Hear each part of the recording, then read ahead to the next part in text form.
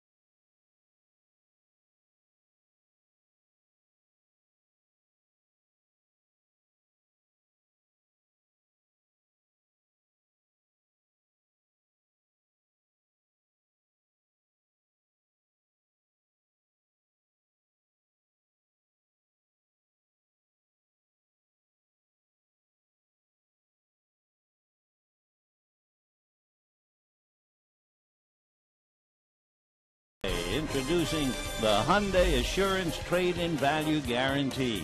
See your Hyundai dealer for details. Buy 76 gasoline. We're on the driver's side. Buy CarMax. Now more than ever, the smart choice is CarMax. And by AT&T. Hi, once again, everybody. Welcome back to Dodger Stadium. We're awaiting the start of Game 1 of the 3-game series with the Reds. And a reminder, in tonight's game, we are participating in the Home Run Challenge. Every home run in this game raises $15,000 for prostate cancer research. You can make a pledge by calling 800-798-CURE or go online to www.pcf.org. Yesterday in Denver, the pitchers weren't happy about it, but there were 7 home runs hit, and we had $105,000 for prostate cancer research. And as Dusty Baker goes over his notes, we'll find out just the names on the card that's already been sent up to home plate. Drew Stubbs will lead it off in center field. Brandon Phillips at second base. Joey Votto will be at first base. Jay Bruce will be in right field hitting cleanup. Chris Heise is in left field. Miguel Cairo at third base. Scott Rowland with a bad shoulder. Ryan Hannigan is the catcher. Paul Janisch at shortstop. And Bronson Arroyo on the mound. On the mound for the Dodgers, to give you an idea how things are going for Hiroki Kuroda, on the recently concluded road trip, Kuroda lost 2 games. The game scores were 2-0 and 2-1. And for Hiroki Kuroda, he is without a doubt one of the hard luck pitchers. He's getting about 2 runs per game by the Dodger offense. In his last 8 starts, going back to the end of April, they have scored a total of 12 runs in those 8 games while he's been in the game. So for Kuroda, he certainly has been starving, and the Dodgers are hoping they can do something and keep doing what they did in Denver when they piled up a lot of runs to split the 4. Now a little bit about the Cincinnati Reds in a nutshell. Number one, they are a very aggressive hitting ball club. They are just about the number 1 team in the league swinging at the first pitch. Their left-hand hitters are doing exceptionally well against left-hand pitching. They have a very good bench. They're number 1 in pinch hits, and they're number 1s in pinch hit RBIs, and they have the highest. They're number 1 to score a runner from third base with less than 2 out. So it's a pretty good ball club. 4.5 games back in Milwaukee. They are 1 game above 500, and Drew Stubbs will start it off. Stubbs hitting .266, 9 home runs, 29 runs batted in. Kuroda deals, and the pitch is low, ball 1, 1-0. Drew Stubbs was born in Texarkana, Texas, and moved to Atlanta, Texas. The 1-0 pitch on the way is grounded foul off to the left out of play. 1 ball and 1 strike. Atlanta, Texas. Have you ever heard of that? Well, if not, it's about 32 miles south of Texarkana, Texas, and you might not have heard of that. They do say that when you come to that little city of about 6,000, there's a big sign that says Gateway to the Piney Woods.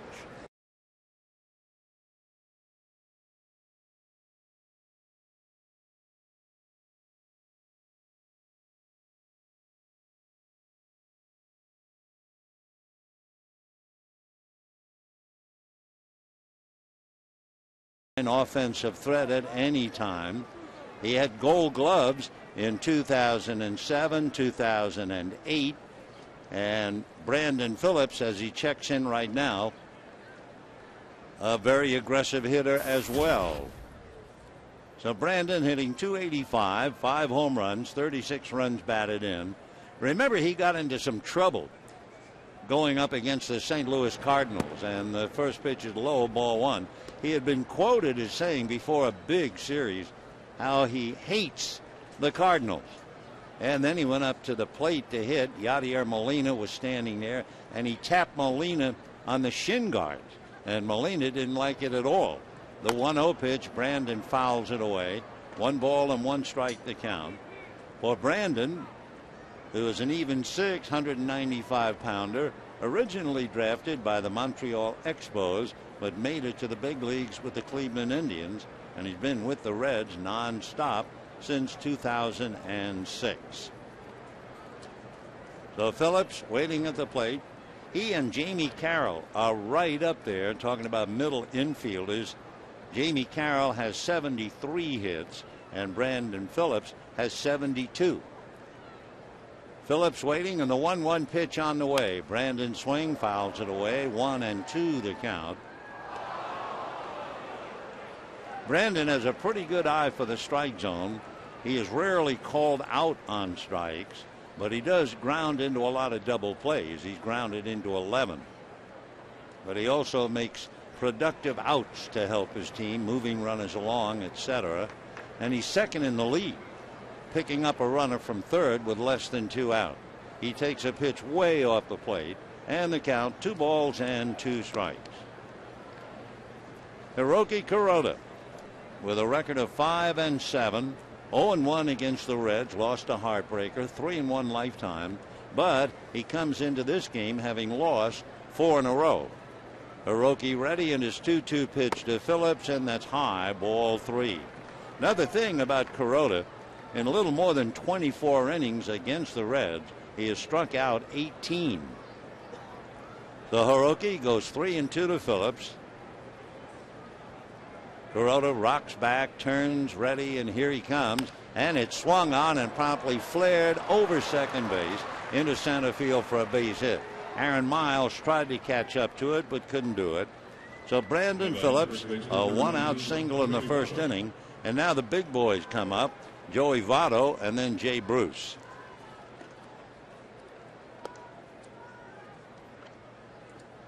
So Joey Votto, couple of numbers, 335 average, 8 home runs, 39 runs batted in. He is a very patient hitter. He gets a lot of 3-0 counts, a lot of 2-0 counts, and a lot of 3-1 counts. So let's see what happens this time. Phillips draws a throw, gets back to the bag. That's another thing, a bad thing about the Reds. They've had more runners picked off base than any other team in the National League. So Phillips inching off the bag over there. Kuroda set, takes a look over his shoulder at him. Phillips has stolen 4 out of 6, and Joey Votto fouls it away. Drew Stubbs, who was retired on the ground ball, he's the big man in stolen bases. He has stolen 18 out of 21. So Stubbs sits back thinking about the ground ball. Meanwhile, Phillips stands at first, and here's Joey Votto. Votto had laser eye surgery a couple of years ago, and it's really improved the way he plays the game. A throw to first, Phillips back. Last year, Votto hit .324 with 37 home runs and 113 runs batted in. And everyone who knows him, the last year's MVP, talk about how modest and soft-spoken he is. He's from Canada, from Toronto, and he swings and doesn't get a splitter, and the count 0-2. He still lives in Canada, in Ontario, and he went to Richview Collegiate Institute. Interesting, too, in growing up in hockey-loving Canada, he never wanted to play hockey. All he wanted to do was play baseball.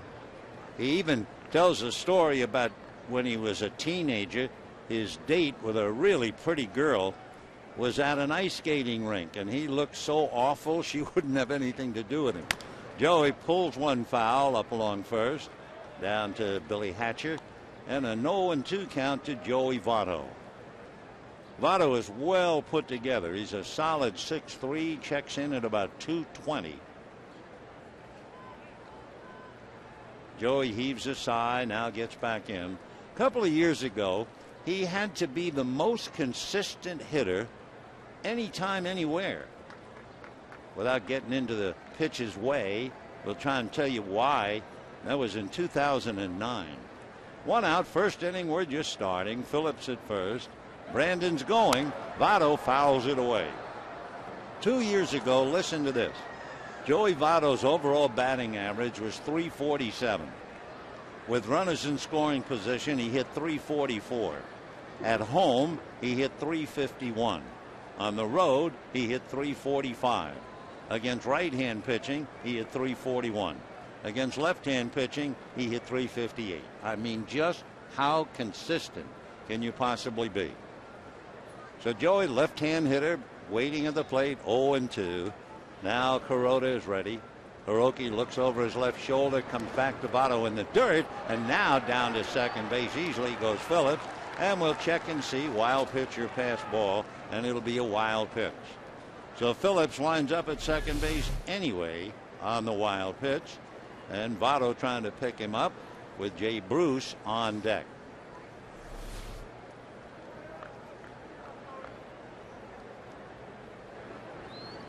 The Reds, maybe it's playing in Great American Ballpark, but they hit a lot of balls in the air. Kuroda, of course, likes to use that splitter to get the ball on the ground. The 1-2 pitch to Joey Votto. Hiroki delivers, and it's in the dirt, blocked by Deanna Navarro, and a 2-ball, 2-strike count. Among other things, the Reds hit more pop flies to the infield than any other team in the National League. Infield back, Phillips at second, 1 out, first inning, no score. Dodgers won 2 out of 3 when they were at the Great American Ballpark at the start of this most recent road trip. 2-2 the count to Joey Votto. Here comes Kuroda, high set at the collarbone. Looks back at second twice, comes to Votto, and it is swung on and missed. Splitter got him, and down he goes. So Votto strikes out, leaving Phillips at second base.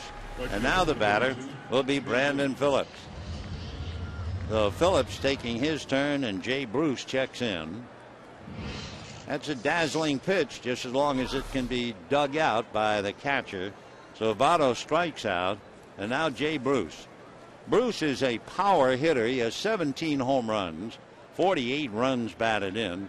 However, he has not hit a home run since the 1st of June. So Jay waiting at the plate, and the left-hand hitter takes the strike, and the count 0-1. He has a very high percentage as far as home runs and plate appearances. He has that solid .290 batting average, 48 runs batted in. Jay is from Beaumont, Texas. First round pick by the Reds 6 years ago. The strike one pitch is instead a bluff and a look back at second base. The sad thing for Jay Bruce anyway, and the Reds, with his 17 home runs, 11 of the 17 have been hit in games where the Reds lost. 0-1 the count. Kuroda, a look back at Brandon Phillips. Double checks him, comes back to the hitter. He swings and doesn't get it. And the count 0-2. Phillips taking a cautious lead at second. Bruce, meanwhile, is not a ground ball hitter like most of the Reds. He usually hits the ball in the air. Strike two pitch on the way. Kuroda double checking, comes back, and the pitch very high. Just kind of a showcase pitch to let him think about it, but he struck out Votto on splitters. Jay Bruce joined elite company last September. He hit a game-winning home run to clinch a postseason berth. Only 5 players in Major League history have had a walk-off home run that clinched a postseason berth. The 1-2 pitch, and he takes off the plate. The others, well, the famous Bobby Thompson's home run for the Giants against the Dodgers. Hank Aaron's 11th inning home run for the 1957 Milwaukee Braves. Alfonso Soriano's first major league hit for the Yankees in 1999. And for good measure, remember Steve Finley's grand slam here, 2004 with the Dodgers. 2-2 pitch is fouled away, though Bruce is still there. If nothing else, making Hiroki Kuroda work. Last year, Bruce caught fire after the All-Star break. He hit .306 and he had 15 home runs after the break. So Jay at 6-2, 2:15 waiting. 2 balls, 2 strikes, 2 out. Phillips at second base in the first inning. Kuroda delivers and gets it just inside. Fastball. So after working on Votto, throwing splitters in the dirt, Kuroda figures, well, he might be looking down and I'll come in, and he just missed. 3-2 the count to Jay Bruce. Kuroda out of his stretch. Right-hander ready, and the 3-2 pitch swung on, a high fly ball into left center, but playable. Matt Kemp is there, and just like the book says, Bruce hits a fly ball. No runs, a hit, a man left at second, and at the end of half an inning, Reds nothing, Dodgers coming up.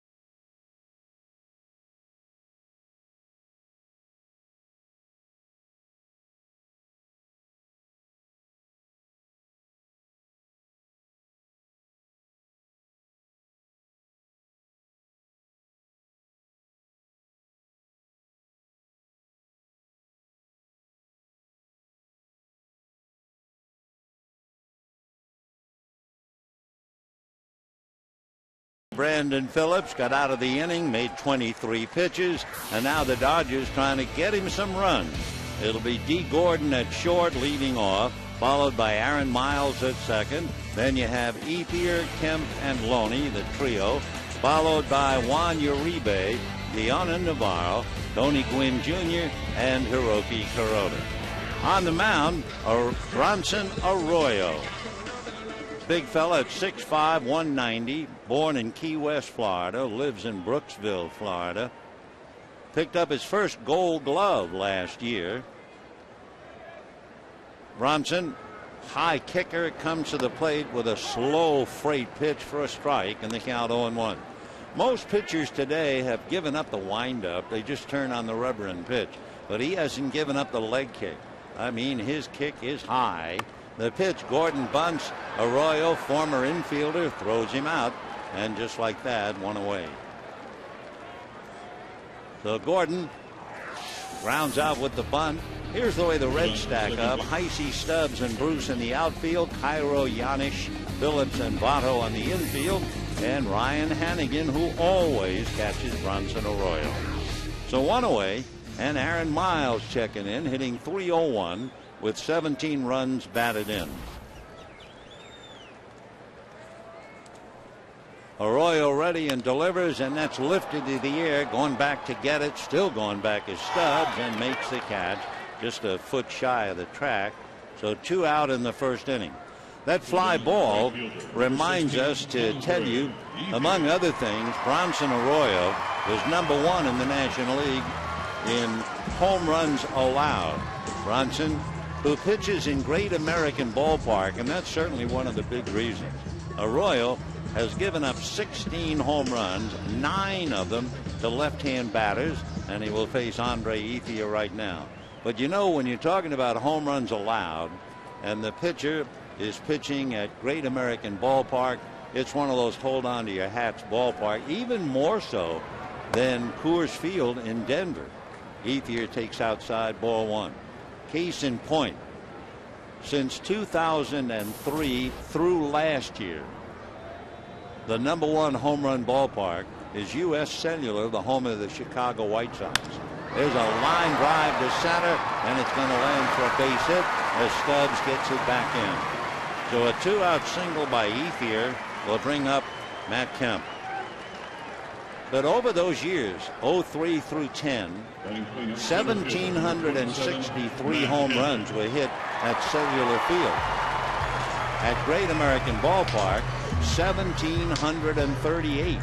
And so far this year, there have been 86 home runs hit at Great American Ballpark. I mean, the ball just flies out of there.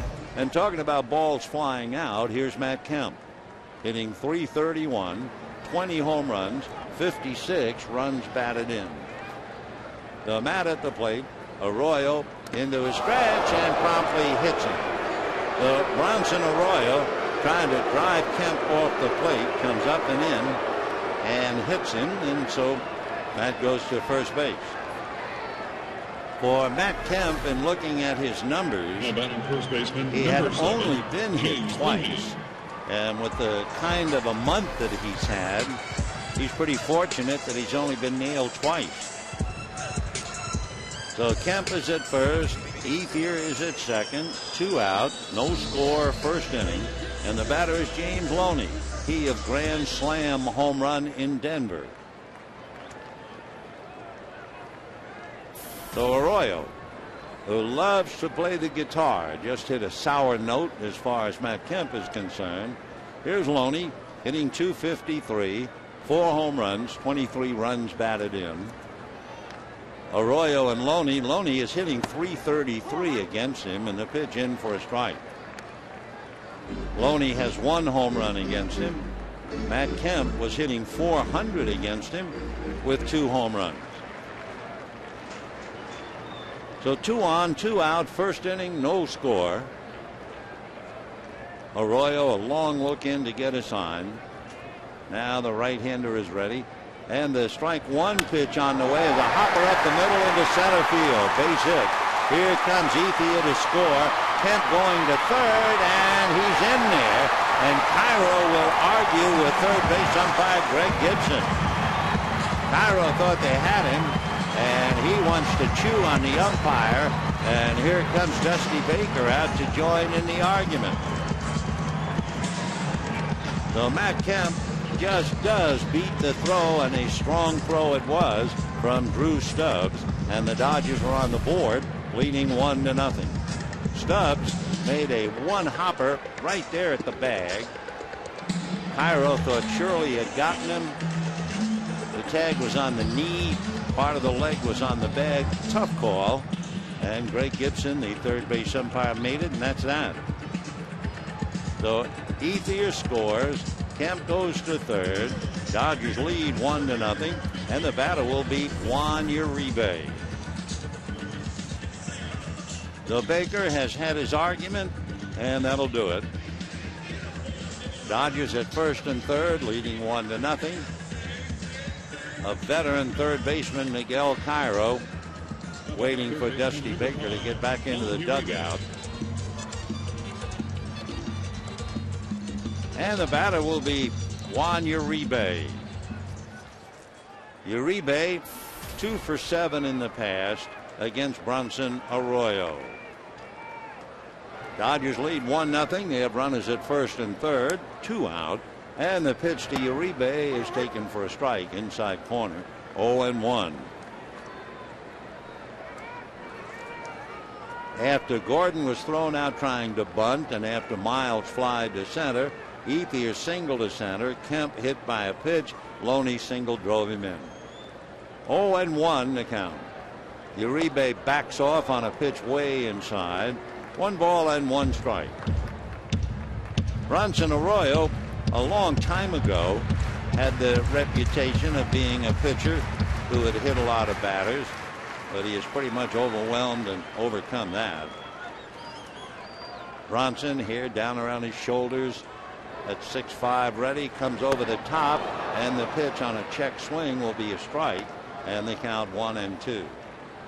There's an article in the new issue of, I guess it was Sports Illustrated, all about the great new pitch called the cutter. And when you talk about Bronson Arroyo, he's been throwing a cutter, and that's been a money ball for him. 1-2 fastball, foul back, and they count 1-2. You figure if you are going to get cutters, you'd be a left-handed batter. So Bronson Arroyo, a good fielder, by the way. Last year, right-hand batters hit only 185 against him. Left-handers beat him around. They hit 298. 1-2 the count. Arroyo ready, comes back. Uribe swings, tries to lift a pitch and fouls it away, though he's still up there 1-2. Uribe batting .224, 3 home runs, 21 runs batted in. Bronson Arroyo originally signed by the Pirates back in 1995. Here's the 1-2 pitch on the way. That's whacked down the left field line, but going foul into the seats, and a 1 ball 2 strike count. Arroyo first came up to the big leagues in 2000 with Pittsburgh. His biggest year as far as victories last year when he won 17. He's had 15 a couple of times, 14 a couple of times. So the 17 last year, he was dynamite. The 1-2 pitch is swung on, lifted back to third, down the line. A trio of Reds coming over, and no play. Again, back into the stand. Talking about his victories, Arroyo is one of only 5 major league pitchers with at least 15 wins in each of the last 3 years. Distinguished company, that is C.C. Sabathia, Roy Halladay, Tim Lincecum, John Lester, and Bronson Arroyo. Arroyo trying to get out of the first inning, down 1-0. And the 1-2 pitch to Uribe is popped in the air, all foul. Votto was there to make the catch, and that'll do it. So the Dodgers got a clutch single by Loney to drive in Ethier, and at the end of an inning, Dodgers 1, Reds 0.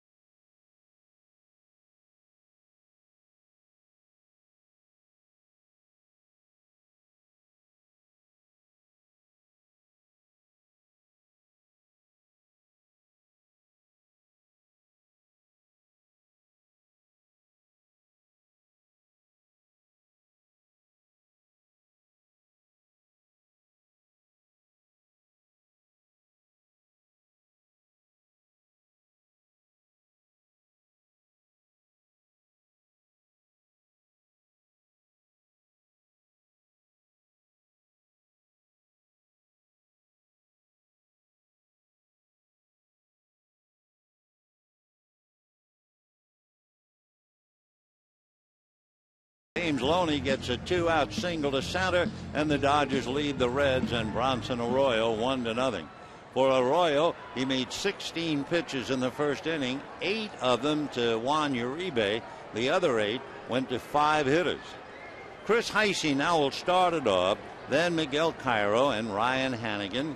Heisey, right-hand batter, hits a bullet into left center for a base hit.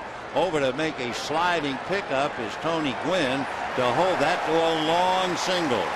Boy, a great play. The crowd applauding as Gwynn over to cut it off. Otherwise, that's to the wall for sure. So a line drive base hit. Tony Gwynn making a superb play to keep it to a single. That is hit number 2 off Kuroda. And the batter will be Miguel Cairo. Cairo, a little bit involved in the argument with the third base umpire, but as a veteran, he kept his head. Cairo hitting .278, 2 home runs, 12 runs batted in, originally signed by the Dodgers in 1991. He's 37 years old, right-hand batter. Kuroda comes to him, and Cairo takes low, ball 1. As far as Kuroda is concerned, in his previous work, Miguel Cairo is 0 for 4.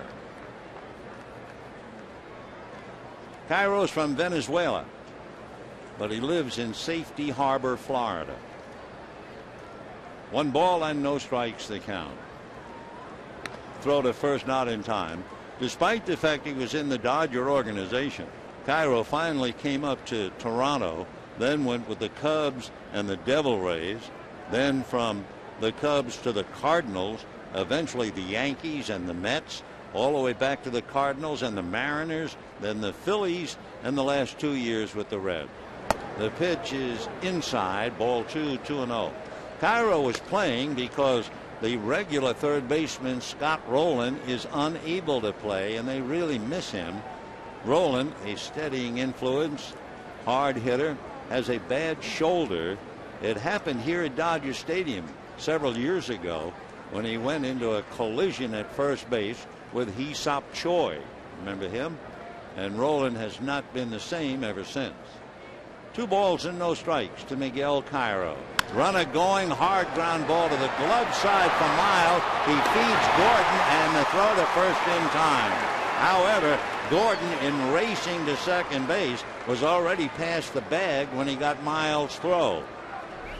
So it is the 4-6-3 out with Heisey safely aboard at second. Gordon was flying but never touched the bag, and he was just in a hurry to make the play. Also at the same time trying to avoid Heisey. It was a very nice play by Aaron Miles. It was hit and run, and the ball was hit behind Miles but on his gloved side. So Gordon gliding over the bag, but he missed it. And now with that break, we'll see what Ryan Hannigan can do, right-hand hitting catcher. Kuroda's first pitch, fastball down and away. 1 ball and no strikes the count to Ryan Hannigan.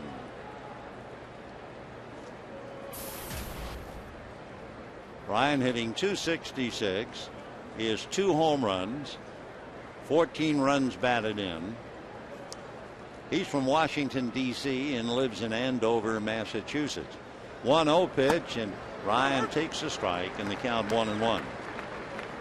For Hannigan, he's 31 years old. He's been a catcher since Little League.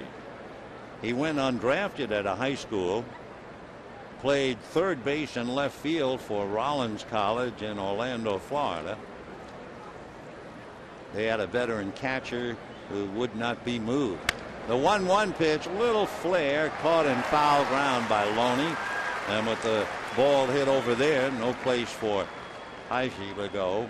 So 2 out, and Paul Janisch coming up.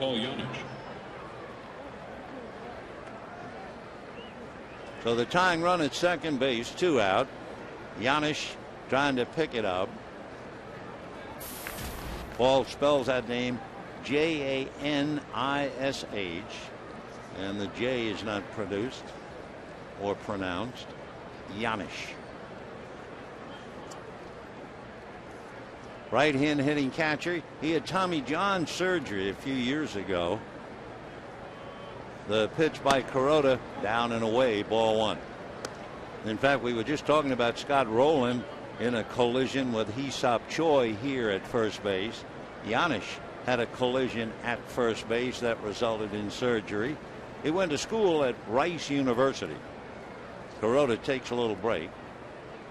The Janisch is a Czechoslovakian name, but Paul says he has no idea why the J is pronounced like a Y. The 1-0 pitch on the way. Janisch hits a one-hopper into center. Here comes Heisey. The throw by Kemp is not in time, and we have a 1-1 tie, all because young D. Gordon missed second base. So Gordon learning as he goes, and he's going to make a mistake here and a mistake there, in such a hurry to get the double play that he cost the force, and for Janisch's credit, a base hit to cash in the break. And we have a 1-1 tie. And with 2 out, Bronson Arroyo, who is a pretty good hitting pitcher, coming up to the plate. Arroyo waiting. Kuroda out of his stretch. The first pitch is a little high, and it is high when you're high to a fella 6'5". One of the things about Paul Janisch, as he picked up that classic run, taking a short lead at first, Kuroda looks over, now comes to the plate, and that's fouled away off to the right. Bronson Arroyo is involved in, well, something you don't really hear much about. He pitched a perfect game in the International League, and then with the bat, he has had himself a good time. Arroyo at 6'5", waiting. 1 ball and 1 strike the count. Arroyo takes down and away, ball 2, 2-1. For Bronson Arroyo, he's also the first pitcher in the modern era to hit home runs in his first 2 official at-bats at the start of the season. 2-1 the count. Arroyo swings, beats it foul, and the count 2-2. What he did, he hit home runs against Glendon Rush twice. Eric Schau did that way back against Joe Price 25 years ago. So Arroyo can be a threat. 2-2 the count. 1-1 tie, top of the second. Out of his stretch goes Kuroda, and the 2-2 pitch to Bronson Arroyo, swung on a hopper off the glove of D. Gordon and out into left field. So Arroyo gets a base hit, and now Drew Stubbs will be coming up. So for Gordon, put through the grinder here. 3 hits, not to mention what it's doing to the constitution of Hiroki Kuroda. Gordon might have felt he could make the play, but it would have been a dandy. So 2 on, 2 out, 1-1 tie, and here's Drew Stubbs, who grounded to short in the first inning. Stubbs from Atlanta, Texas. Here comes Kuroda with the first pitch, and that's in for a strike, and the count 0-1. The salutatorian of his class when he graduated high school. He was also the top English, math, and Spanish student in the school. The strike 1 pitch, swung on and missed, 0-2. Drew's father went to Louisiana Tech and ran track, and Stubbs runs very, very well. He committed to the University of Texas. The Astros offered him a bunch of money, but he turned it down, and then eventually became the first-round pick of the Reds. 0-2 the count to Drew Stubbs. Strike 2 pitch from Hiroki Kuroda in the dirt, rolls behind Navarro, but the runners hold, and the count 1-2. Stubbs runs very, very well, and speed has helped him. He's hitting .265, and then you realize that 15 of his hits are infield hits. 15 of 73. 1-2 to Drew Stubbs. Right-hand batter. Kuroda trying to get out of the jam. And the 1-2 pitch on the way. Hiroki a high set and delivers and fools him low, and down goes Stubbs. However, the fact that Drew Gordon in his haste to turn the double play missed second base, the Reds cash it in by Giannis, and we have a 1-1 tie.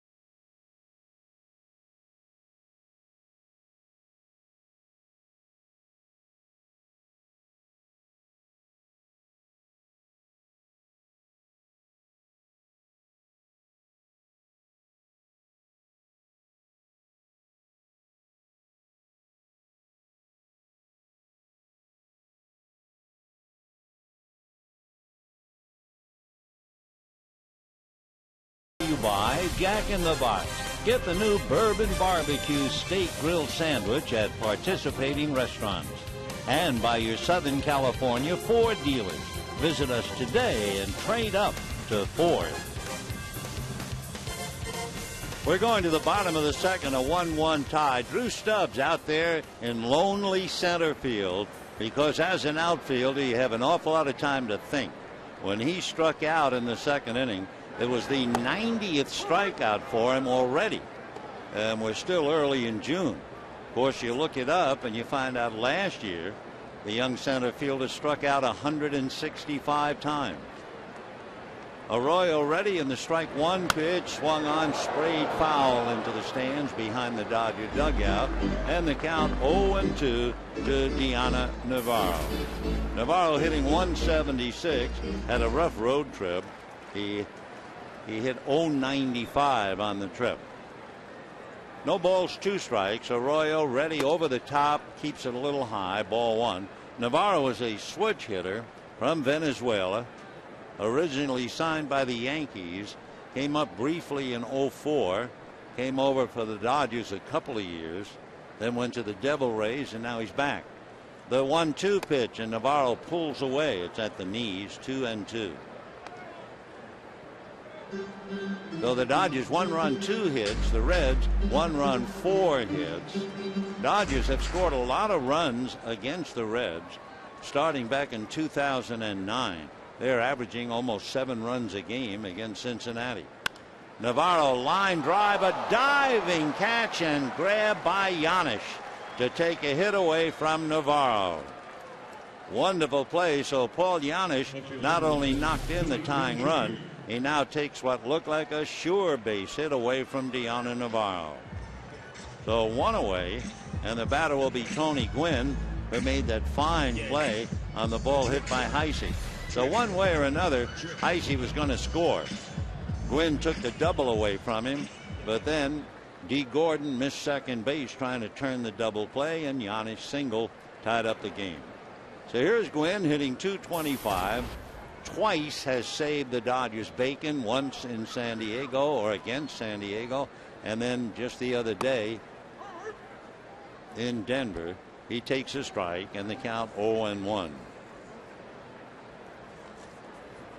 1-1 tie, second inning. Tony Gwynn waiting at the plate. Takes in for a strike. 0-2 the count.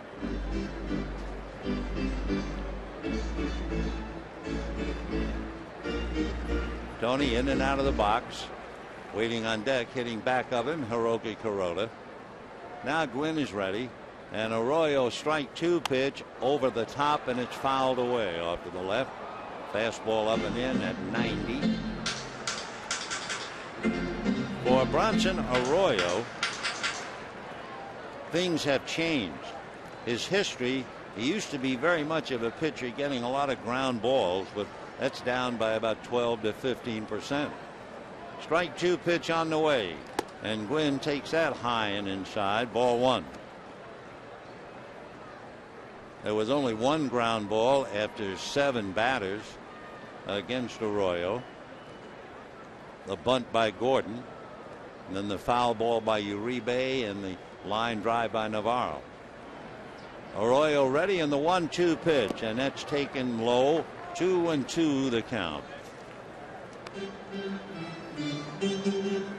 Bronson Arroyo has, I guess big league scouts would say, an average fastball, a very good curveball, a slider, that great cutter we talked about, and a straight change. 2-2 pitch, fastball pulled back at first. What a stop by Votto, who feeds his pitcher coming over. So Bronson Arroyo has a couple of gloves behind him. First of all, Paul Giannis makes a diving catch of the line drive by Navarro, and now Gwynn hits what would be at least a double with his speed, and Votto, sitting down on the ground, is able to get the ball accurately over to his pitcher, and we have 2 out on 2 great plays. Wow. Big leagues indeed. So Joey Votto makes a inning-saving play, and here's Kuroda, who backs off and takes ball 1, 1-0. By the way, if you're thinking about the Giants, they're off tonight. They'll start a series tomorrow night in Arizona. Matt Cain will go against Josh Colmenter. Colmenter, by the way, has an earned run average of 1.1, but that's tomorrow night. 2 out, second inning, 1-1 tie. Arroyo back and gets it in there. 2-1 to Hiroki Kuroda. Kuroda was something like 0 for 26, but he now has 2 hits. Backs off, holding up on his swing, no swing, says Todd Tishner. And a 3-1 count to Hiroki Kuroda, who, by the way, certainly no threat, and yet he has walked 3 times. Here comes the pitch, and that's in there, 3-2. The latest score we have on the Diamondbacks, they're leading Florida 12-7. Last we heard it was the 7th inning. We'll check. 3-2 is swung on and missed. Down goes Kuroda. But it's the gloves of Paul Giannis and the glove of Joey Votto that makes it a 1-2-3 inning in a 1-1 tie.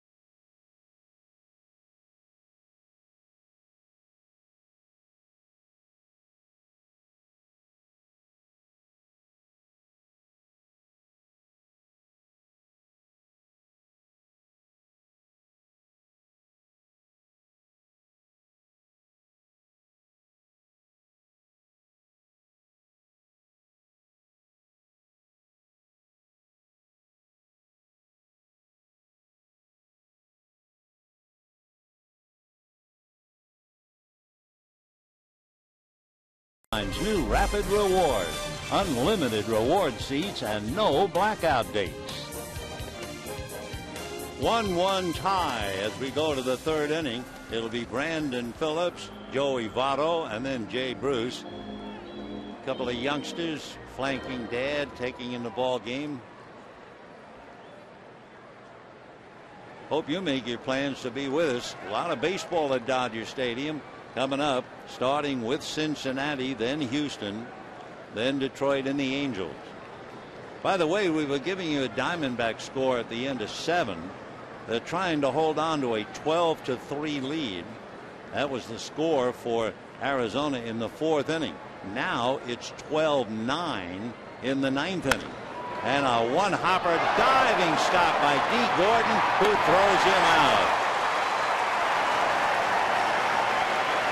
The Brandon Phillips losing a base hit on a nice play by D. Gordon. And we have one away.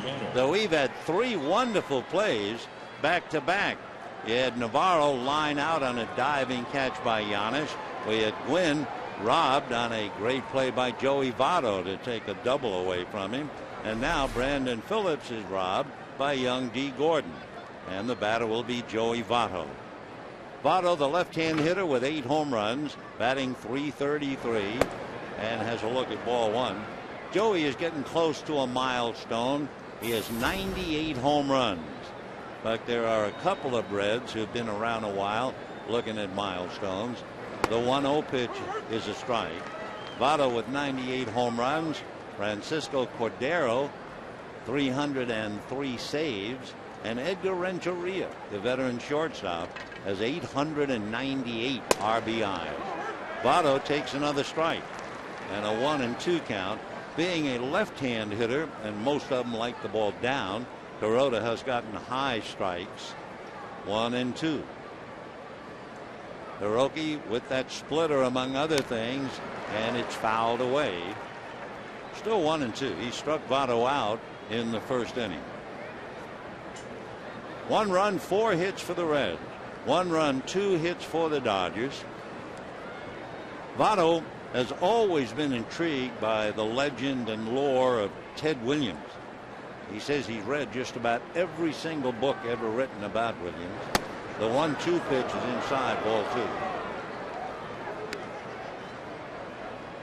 Votto has always been considered pretty much of a coach's dream. He has a tremendous desire to play. One of the first guys in the ballpark and the last guy to leave. He promptly hits one off the body, deflected over to Gordon, who throws him out. Hiroki Kuroda takes one off the body, and D. Gordon throws out Votto. We have had 4 wonderful defensive plays. Looked like a sure base hit because Gordon had gone to his left, had to come back to his right and make the play. So the inning belongs to D. Gordon after he had missed second base in his haste to get a double play, and that eventually cost a run. Well, he's just come back with 2 dandies. And now here's Jay Bruce. Left-hand hitter, swings, little ground ball wide of first. Loney backhands it to Kuroda, and that's that. So the inning belonged to young Gordon. A 1-2-3 inning. We've had splendid plays, and at the end of 2.5 innings, a 1-1 tie.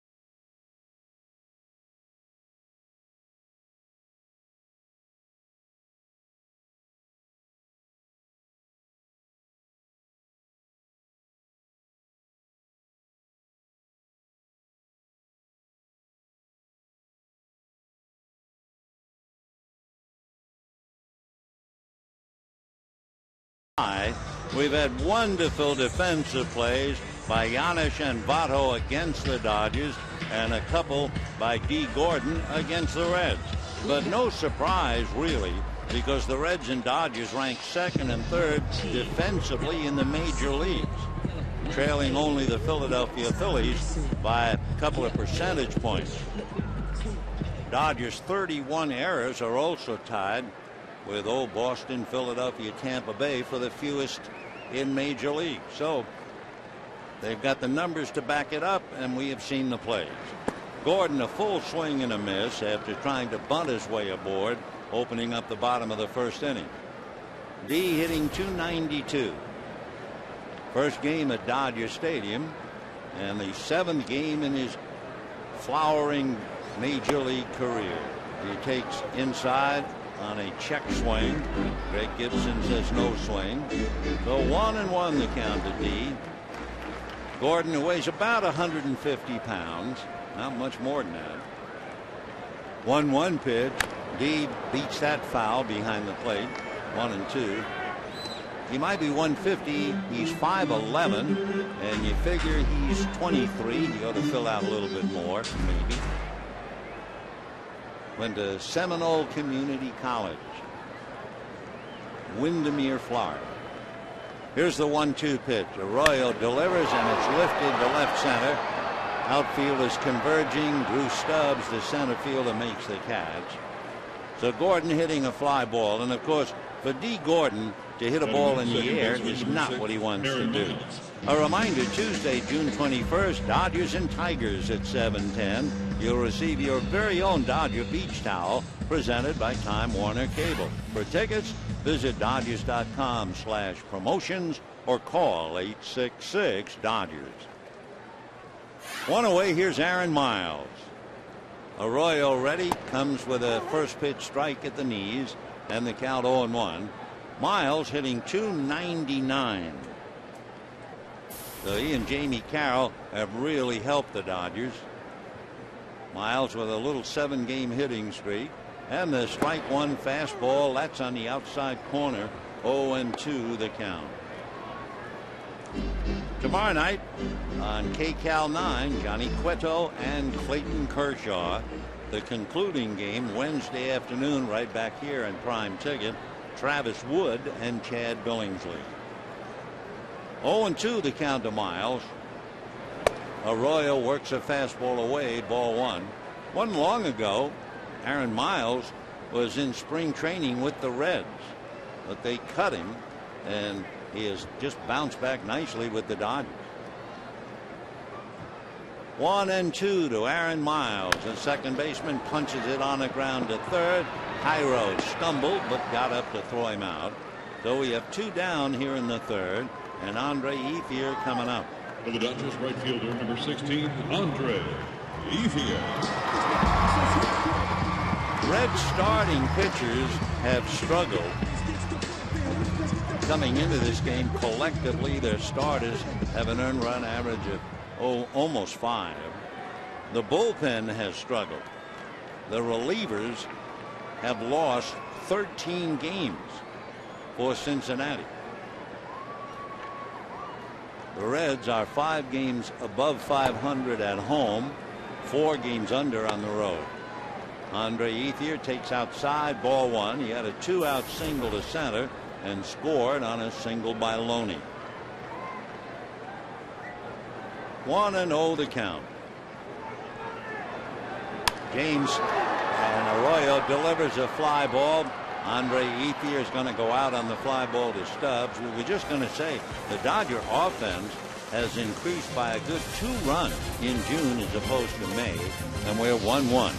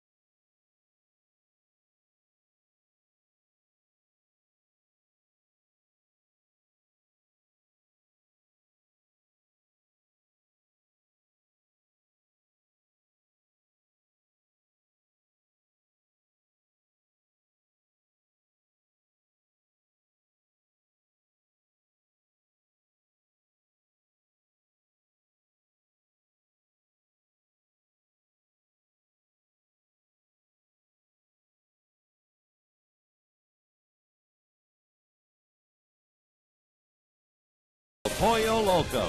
Now for only $5, get one of our 5 tasty combos. They're the combos other combos wish they could be. Catch them before they're gone. By Corona, who invites you to find your beach. And by Time Warner Cable. 4th inning in a 1-1 tie. Sunset time in Los Angeles. Beautiful evening.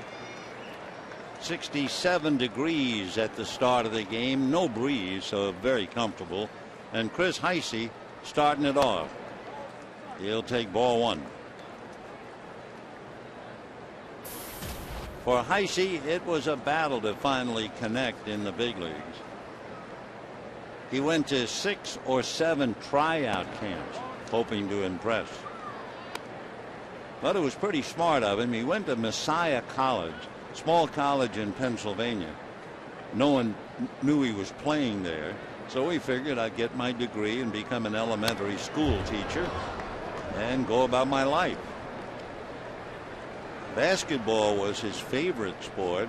Chris is an even 6, 200-pounder. 26 years old. He'll be 27 middle of December. 2-1 the count. 2-2. So since scouts were not going to Messiah College, that's when Chris decided, well, I'll go to them, and he went to all those tryout camps. And the last camp he stopped in was with the Reds. One of the scouts had seen him play for his college team as a fill-in shortstop. 2-2. And he lifts a fly ball, very playable.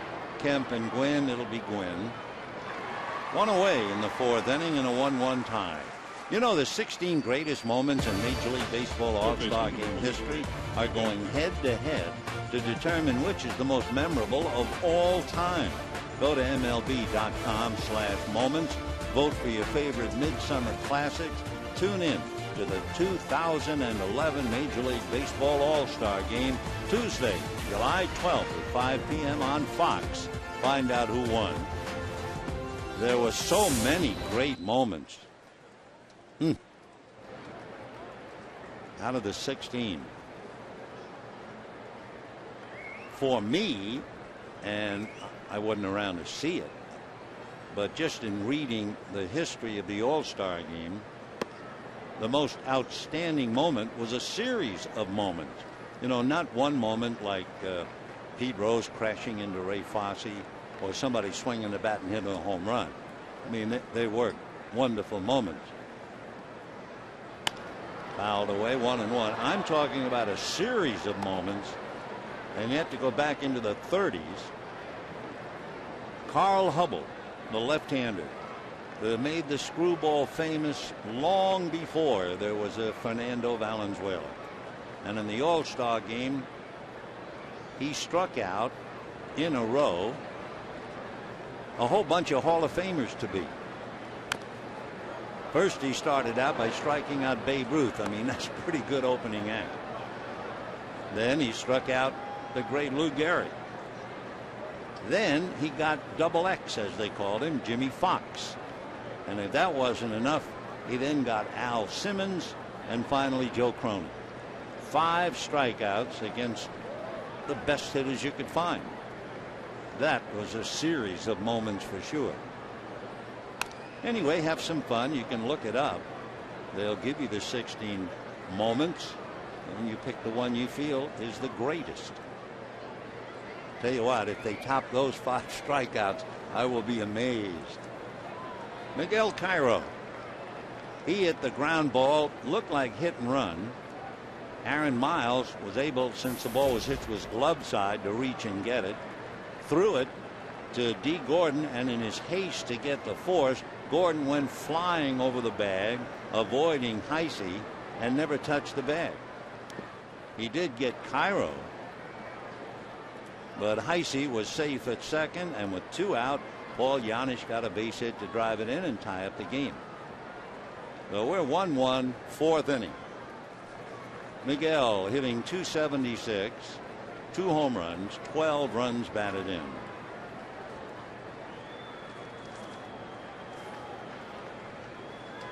2-2.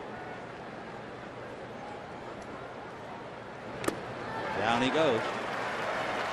I was thinking, watching Cairo sweating and mopping before swinging and striking out, when the Dodgers were in Cincinnati, the temperature was over 100. And here he is tonight, perspiring, and when the game started, it was 67. I was told that in Milwaukee, they had one day that was 100, so hot during their heat wave that some of the streets were buckling, and the next day it was 50. Whoa. And here's Ryan Hannigan.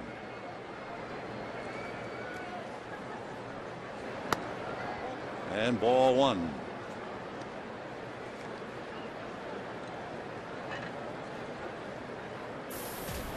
Hannigan always catches Bronson Arroyo. Kind of the modern day Tim McCarver, who always caught a couple of pitches. Fouled away. One of them certainly Steve Carlton.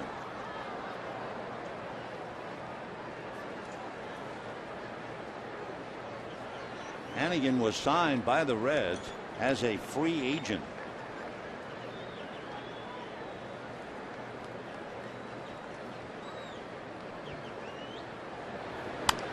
Fouled away upstairs. Last year, Hannigan hit .291 against left-handers and .304 against right-handers.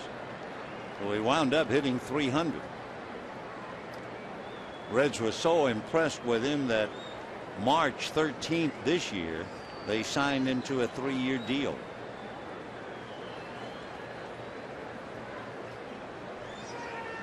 One and two. Fouled away again. Hannigan, who was undrafted, facing Hiroki Kuroda. There was an older fella in college who forced him to play out of position, and it wasn't until he started to catch regularly in the Cape Cod League when he caught the attention of scouts. Chasing a splitter, I believe, and down he goes. So Kuroda strikes out 2 of the 3. He has 3 strikeouts, and we're locked in. Reds 1, Dodgers 1.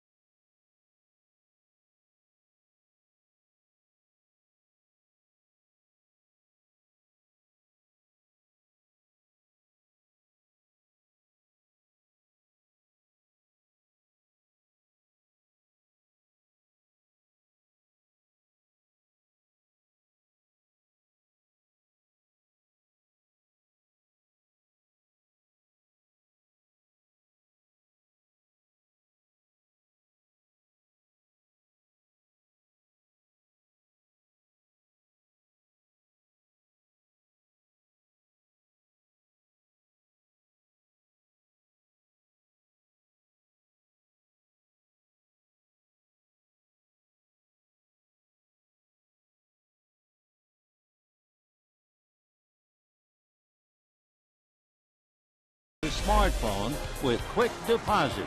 Take a step forward and chase what matters. And by your local Mazda dealer.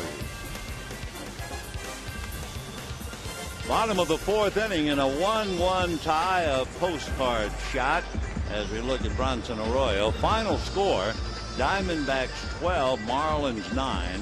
J.J. Putz came in to restore order, picked up his 18th save. Miguel Montero had 4 RBIs. And now Arizona trailing by a half a game will dig in to face Matt Cain and the Giants starting tomorrow night. Meanwhile, Hiroki Kuroda has made 40 some odd pitches, and now he's at 66. And we go to the bottom of the fourth. Here's Matt Kemp. 0-1. Matt Kemp in the month of June is hitting .425.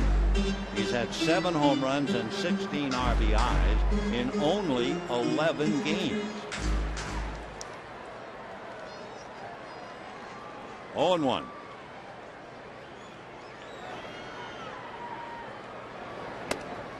One and one. The home run he hit in Denver, one of them, one went to right center, almost dead center, but the other one cleared the 23 rows in left field. He has missed. And although we'll never know, the ball was hit so high and went so far, it stood a very good chance of going out at Dodger Stadium. 2-1. 2-2. Bronson Arroyo, big drink of water at 6'5" and 190. Pretty good all-around athlete. He played football and basketball. Of course, he played baseball all year, and he was pretty much of a workout man and still is. Fastball. That's that old line about trying to throw a lamb chop by a wolf. So to throw a fastball by Matt Kemp, not going to happen very often. Line drive single to left. Number 7, James. There it comes, and there it goes. However, he kept it in the ballpark, and the batter now will be James Loney. Bronson Arroyo doesn't look it, but he worked out a lot. I mean, by working out, doing bench and squats, deadlifts, leg presses, leg curls, overhead press. He lifted a lot of weights. In fact, he said a lot heavier weight than any average kid. He was more serious than a 15-year-old or a 16-year-old, and he was only 5. It was his father's doing. There's a ground ball base hit into right field, and Loney's not about to stop. He'll hold it first. Kemp to third, head first, and he's in there. So a single to left, a single to right. The Dodgers in business. Couple of fastballs, and Arroyo in trouble now. Uribe, Navarro, and Gwynn coming up. So James 2 for 2. Single to center to drive in a run, and single to right. Loney's last at bat yesterday was a double to right. He had 3 hits yesterday, single, grand slam, home run, and a double as he visits with Joey Votto. And here's Uribe.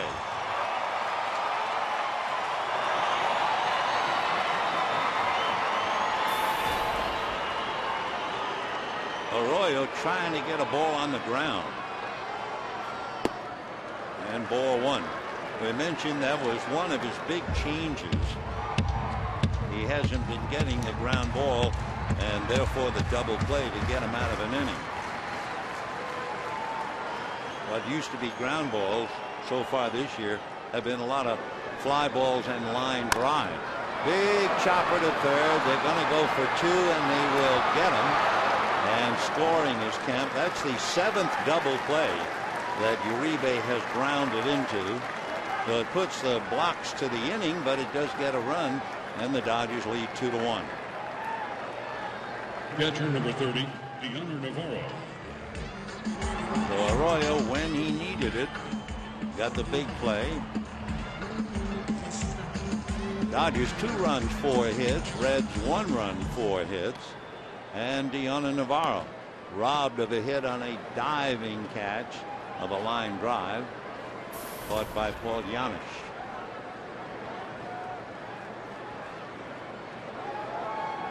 Navarro, a workhorse for 3 years, but certainly not being overworked with the Dodgers, not with Rod Barajas. Barajas has he's appeared in 52 games. Navarro only 24 going into tonight. And Barajas taken in the action. 2-0 the count. Dodgers lead the Reds 2-1.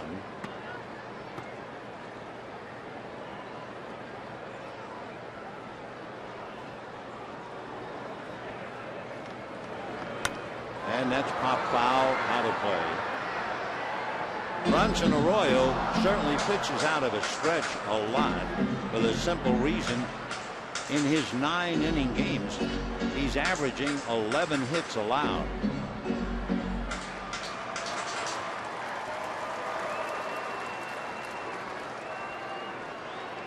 Two and one to count.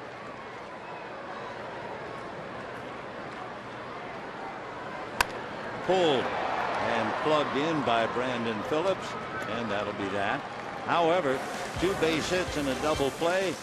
Matt Kemp scores the run, and at the end of 4, 2-1 Dodgers.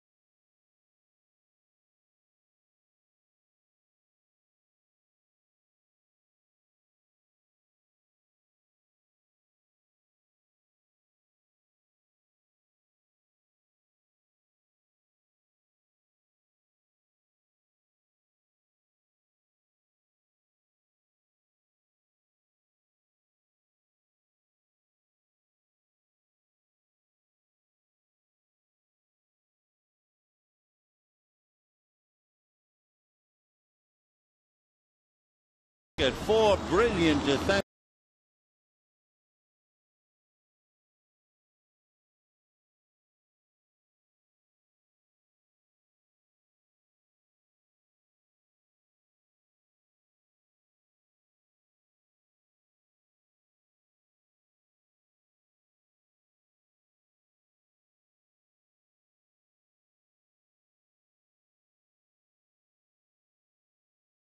And again, the key, whenever you have pitchers throwing strikes, the hitters are always faced with a very, very alert defense, and it's been paying off. 2-1 Dodgers, 5th inning. Hiroki Kuroda working to Giannis, then Arroyo and Stubbs. Ball 1.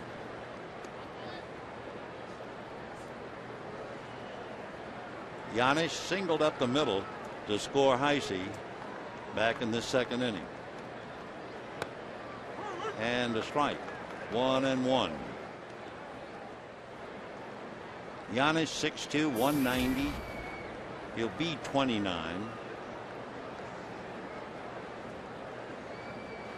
Went to Rice University in Houston. Another pretty good catcher who's out now with a bad back.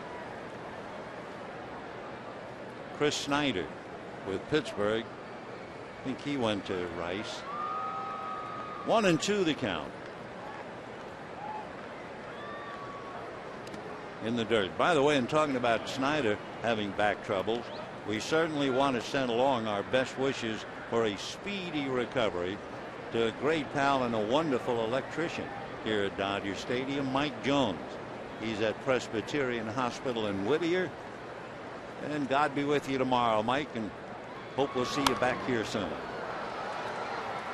Still 2-2 the count to Paul Giannis. When Giannis played shortstop at Rice, he had a great arm. That seems to happen to a lot of the young players. and they see that great arm and they either make them a pitcher or, in his instance, a catcher. 2-2.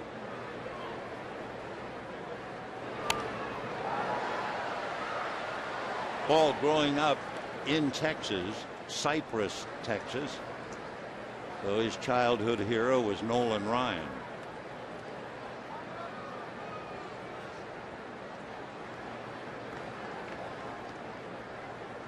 Two balls and two strikes.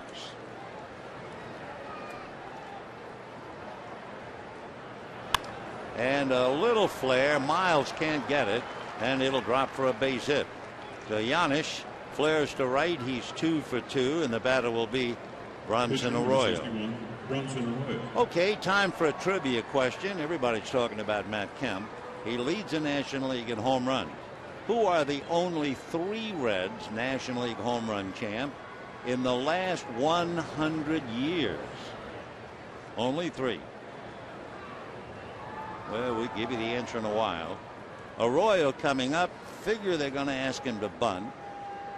He has 3 sacrifices.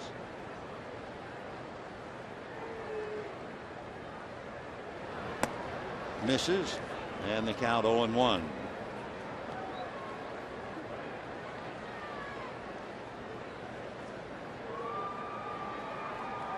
Well, Dusty Baker, he's got a birthday coming up. On Wednesday, Dusty will be 62.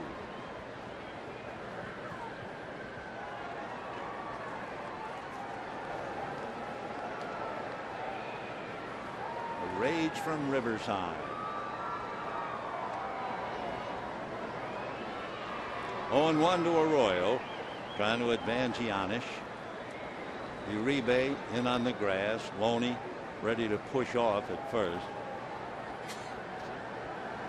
Arroyo shown bunt again and fouled it back, and the count 0-2.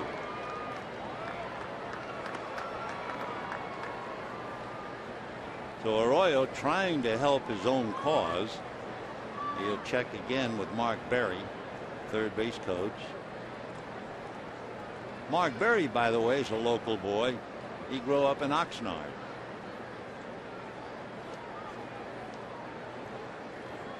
No balls and 2 strikes. He's going to show bunt, try it again, and got it down, but Kuroda's going to go to second for 1, but that's all. Good, hard, legitimate slide by Paul Giannis. So 1 away, and the batter will be Drew Stubbs. Center fielder number 6, Drew Stubbs.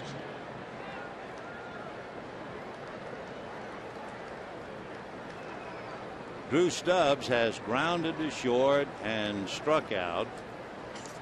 0 for 2.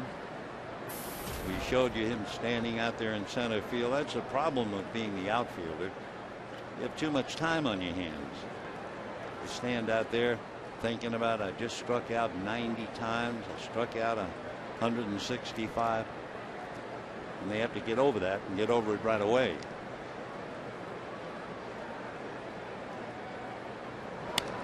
Oh, 0-1. When Stubb was in high school in Atlanta, that is, remember, Atlanta, Texas, he was the quarterback. He was a member of 2 state champion relay teams, and he also played basketball as well as baseball. And as we mentioned earlier, he graduated. He was the salutatorian of his class. He was something. And he's a first-round pick. 6'4", 200 pounds, 26. They're going to check, no swing. 1 ball and 1 strike. At the University of Texas, Drew majored in liberal arts. However, maybe thinking too much. He's been picked off 3 times already this year. 1-1.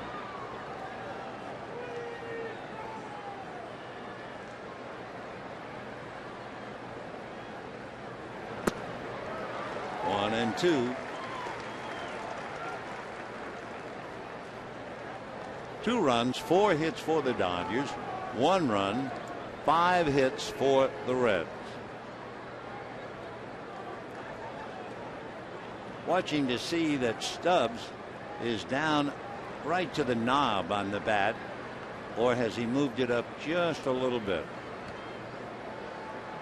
Tell you why in a minute. 1-2. Well, down he goes. When he was at Dayton, and Dayton's hitters were so inconsistent making contact, the Dayton manager ordered every player to choke up on the bat. And as soon as Stubbs choked up, he suddenly hit 366. He feels that choking up gives him more control, but it hadn't paid off here. He's 0 for 3 with 2 strikeouts. And the batter now, Brandon Phillips. We're going to see somebody who's big and strong and powerful who chokes up. He'll be here in a couple of days. Hunter Pence of the Houston Astros, remember? Whoa, he was going for the downs. 0-1 to count. Phillips has 5 home runs, 36, and he let it out. 0-1 to Brandon. 5 home runs, 36 runs batted in. Of course, when he swings, a lot of things happen. He was a member of the 30-30 club.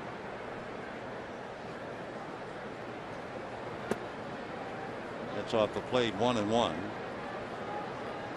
In 2007, he had 30 home runs, 94 runs batted in, and 32 stolen bases. Not very many second basemen have done that. The only other one, Alfonso Soriano, who's done that 3 times. The other Reds, Eric Davis and Barry Larkin. Quick throw, not in time. So Bronson Arroyo almost nailed by Diana Navarro. Remember, we told you the Reds are #1 in the highest number of runners being picked off. 2-1 to count, and for Dusty Baker, still working on the toothpick. He never could get rid of that bad habit. Check swing. Actually, the ball hit the bat. He wasn't swinging, and that'll be that. So Hiroki gives up a base hit and nothing else, and at the end of 4.5, Dodgers 2, Reds 1.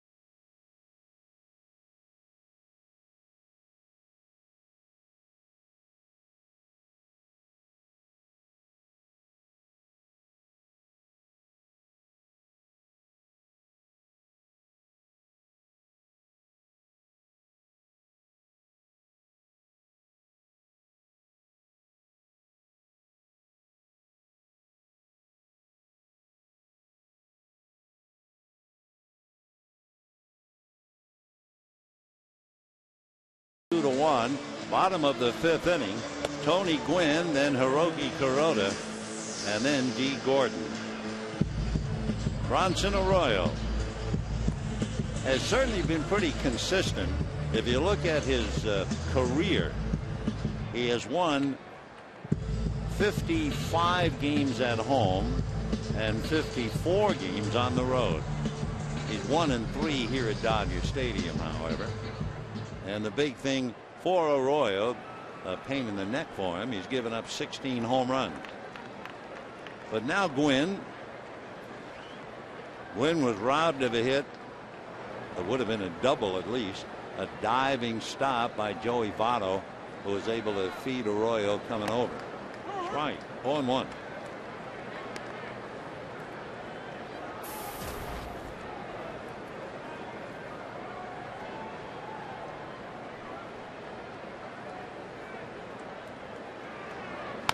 Ground ball to third. Miguel Cairo, just like that. One pitch, one away. Say, don't forget, tomorrow is Hung Chi Kuo bobblehead night. Compliments of Taiwan Tourism Bureau. For tickets, visit Dodgers.com/promotions or call 866-DODGERS. Hung Chi Kuo, we wish him well and hope he'll be back here soon. And here's Kuroda.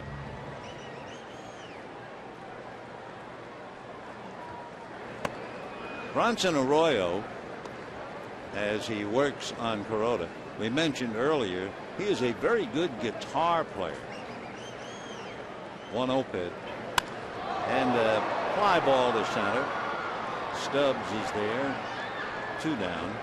In fact, those who spend time with Bronson say that he has about 150 songs in his head. And you start suggesting, and he can do it. And he can play almost any kind, because he really started studying Pearl Jam, Alice in Chains, Stone Temple Pilots. And he can do it. In fact, a couple of years ago, he recorded his first CD.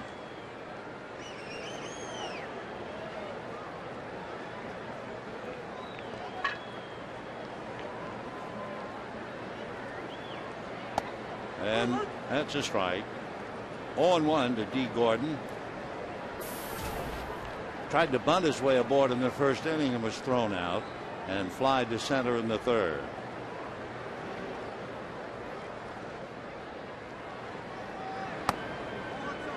One and one.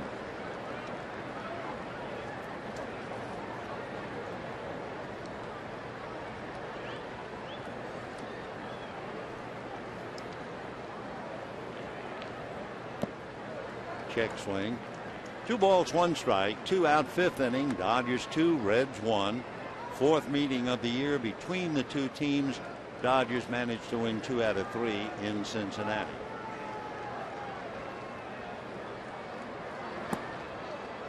Two and two. Swinging from the heels, you wouldn't think that's part of his game.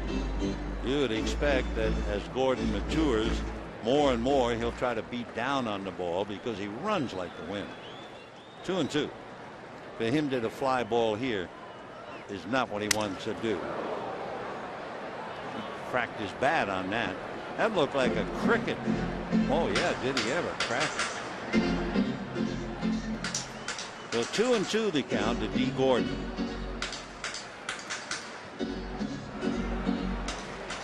One other thing about Bronson Arroyo, as much as he likes to play the guitar, he will not play on the day that he pitches.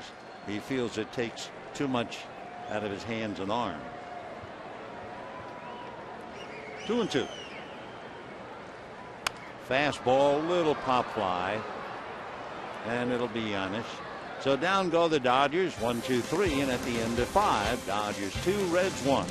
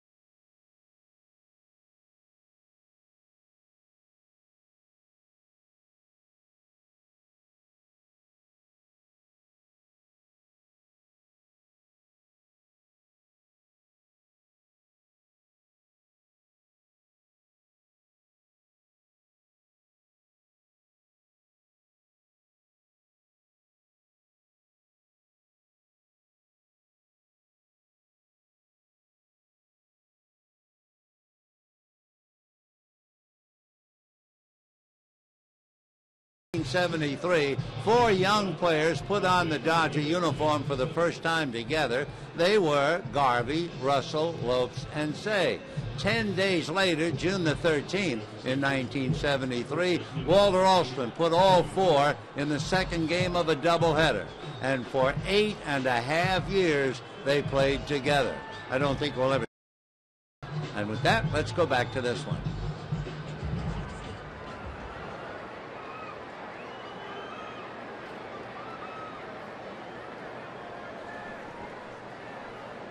Sixth inning, 2-1 Dodgers. Joey Votto, Jay Bruce, Chris Heisey. By the way, the quartet, Garvey, Lopes, Russell, and Say, that was broken up after 8.5 years when Davy Lopes went off to Oakland. Joey is struck out, robbed of a hit by D. Gordon. 2-0 the count. Interesting thing about Joey Votto, you know, last year he did not hit an infield pop fly all year. And if he does hit it in the air, it usually goes out. He has 98 home runs in his career, 8 this year. Kuroda, by the way, has allowed 10 home runs. 2-1. Ball 3. Votto 4 for 10 with a home run against Kuroda this year.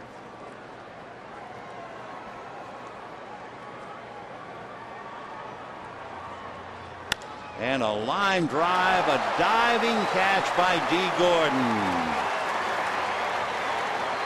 So Votto has lost 2 hits tonight. One, the shot off the body of Kuroda, and a great play by Gordon.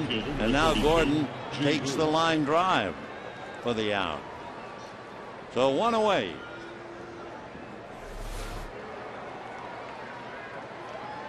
And the batter now, Jay Bruce. And for Joey Votto, it's one of those, who is that guy? Ball 1.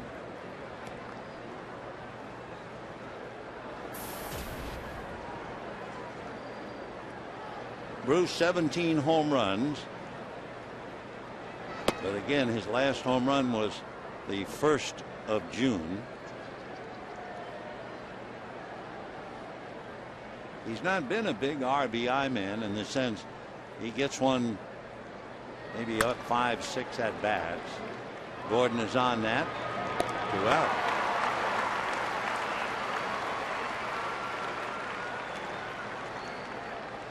For the Reds, left fielder number 28, Chris Heisey.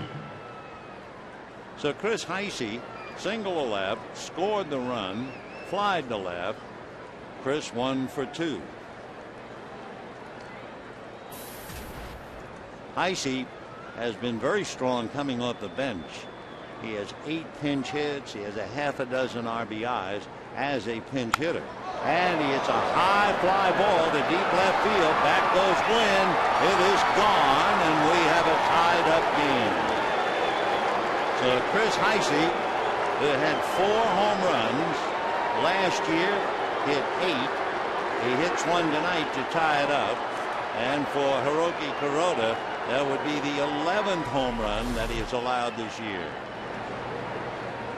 Fastball it was, out over the plate at 93, and Kuroda wanted to pull his hat down over his eyes. So Heisey has scored both runs for the Reds, and we have a 2-2 tie. And the batter will be Miguel Cairo. Ball 1. A nice bit of hitting for Chris Heisey, 5th home run of the year.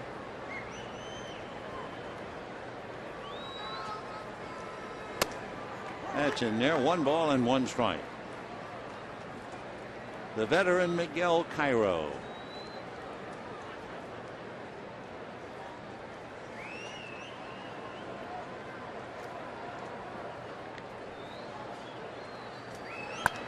Hard foul out of third down the line. With that home run by Chris Heisey, another $15,000 raised to support prostate cancer research. Don't forget, you can make a donation. Call 800-798-CURE or go online, www.pcf.org.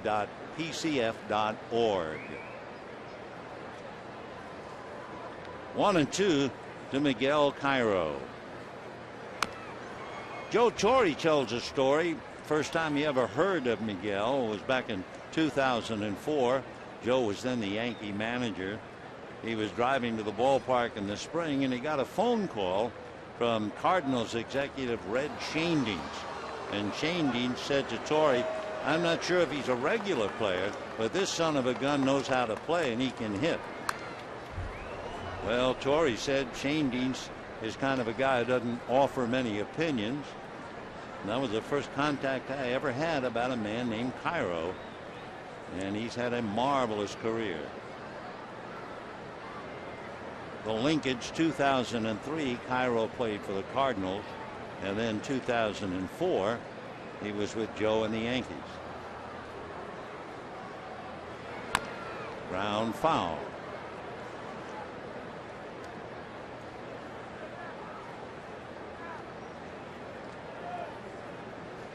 For Cairo, growing up in Venezuela, his fantasy was someday to play with Ozzie Guillen and Omar Vizquel. And darned if it didn't happen. Strike three, and down goes Miguel. However, one run, one hit, a home run by Chris Heisey. The end of 5.5, a 2-2 tie.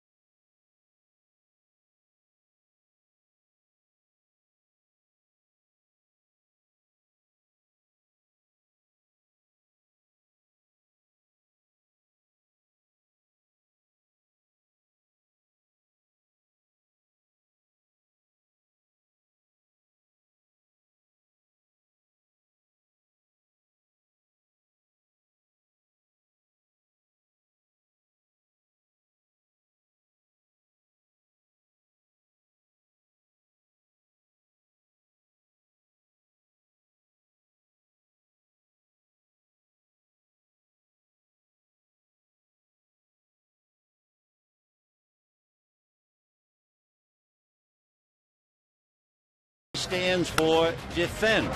A carom shot off the body of Caroca, a bare hand pickup, and a throw to first. Brilliant. So D. Gordon, who has come up with a few highlight plays at shortstop tonight. It's a 2-2 tie, and in the bottom of the sixth inning, the Dodgers will have Aaron Miles, Andre Ethier, and then Matt Kemp. So Arroyo has a lot of work to do here. The Reds 2 runs and 6 hits. And the Dodgers 2 runs, 4 hits. The Chris Heisey hitting that home run in the 6th inning to get things even. And now ready to take a look at Aaron Miles at the plate.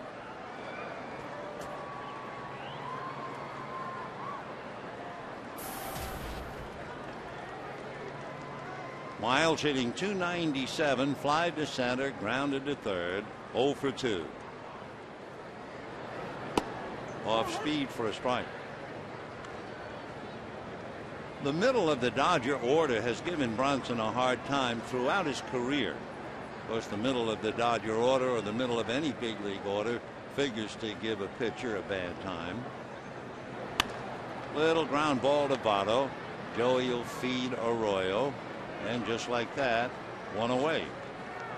Remember the trivia question we had, rather appropriately, now was developed about home run. Who are the only 3 Reds National League home run champions in the last 100 years? And they are Big Ted Kluszewski, then Johnny Bench, and George Foster. They were all different. Kluszewski was massive.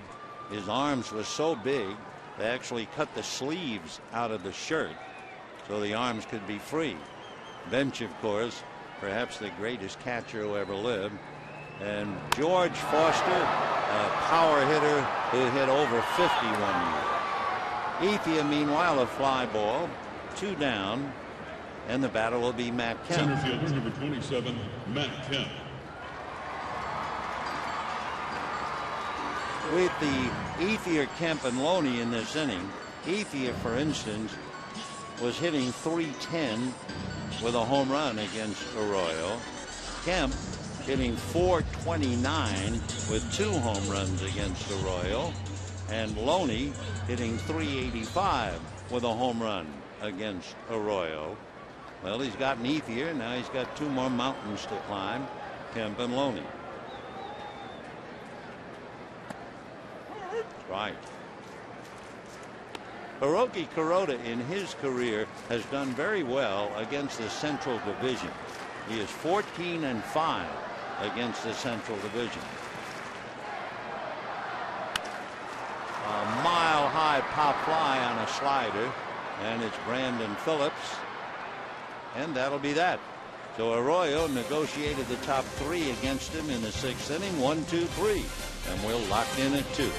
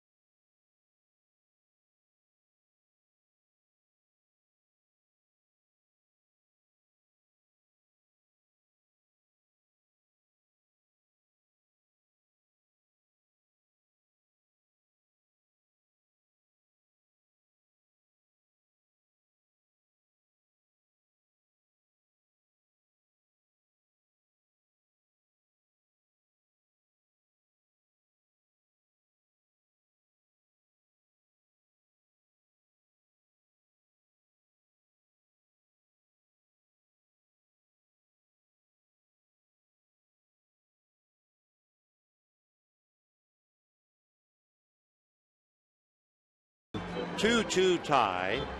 Ryan Hannigan, Paul Janisch, and then Bronson Arroyo against Hiroki Kuroda.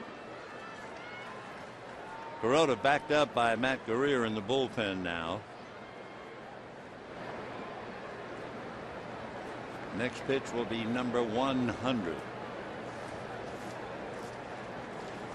And looking at Kuroda's last couple of games, when he lost in Philadelphia, allowing just 1 run, he made 93 pitches.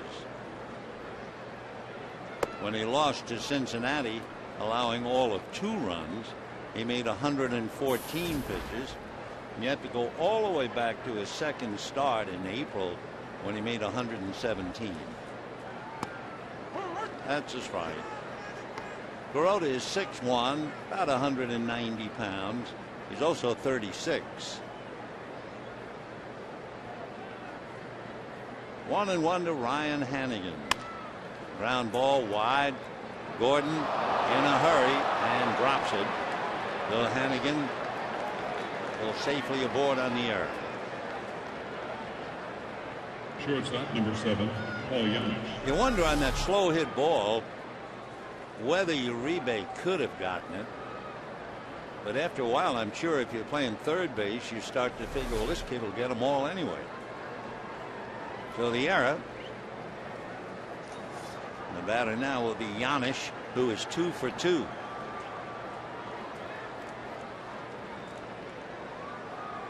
For Gordon, by the way, everything he does is a first in his major league career. So that's his first big league error. Ground ball slowly to Uribe, down to second, one, back to first, wide throw. So a force play, but then the throwing error. And instead of hitting into the double play, the Reds wind up with a runner at second and 1 out. Miles on the bag, tries to sidearm it around the sliding Hannigan and threw it away. Drew Stubbs.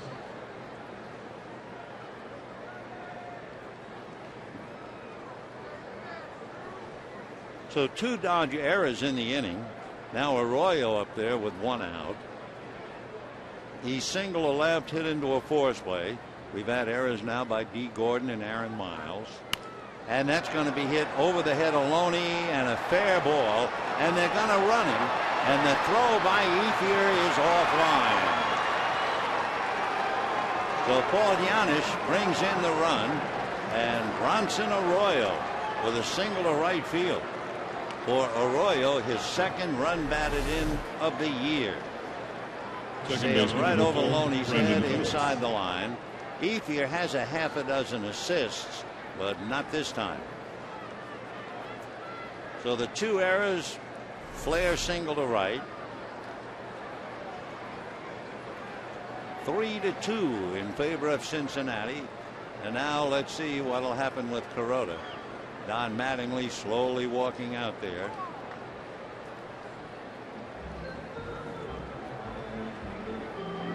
And Hiroki knows, and he's gone. So 2 errors upset his apple cart for sure, and we'll be back.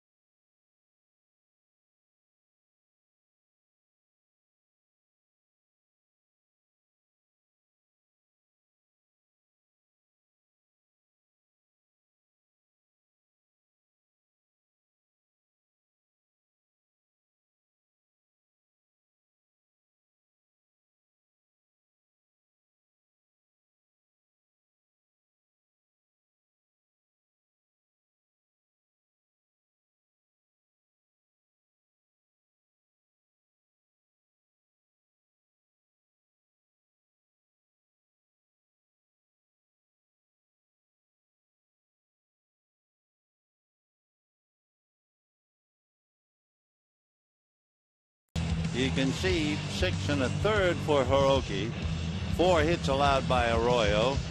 2 runs allowed for Bronson. 3 to Kuroda. But of course, the errors here in the 7th inning. There should be 2 out and a runner at first. No walks for either pitcher. And of course, for Kuroda, he has just been absolutely magnificent as far as giving up any walks. So now, Matt Guerrier is trying to go up against the top of the order. That means Drew Stubbs, Brandon Phillips, and Joey Votto. Stubbs has struck out twice tonight. He's 0 for 3. And he pops the first pitch up. Aaron Miles.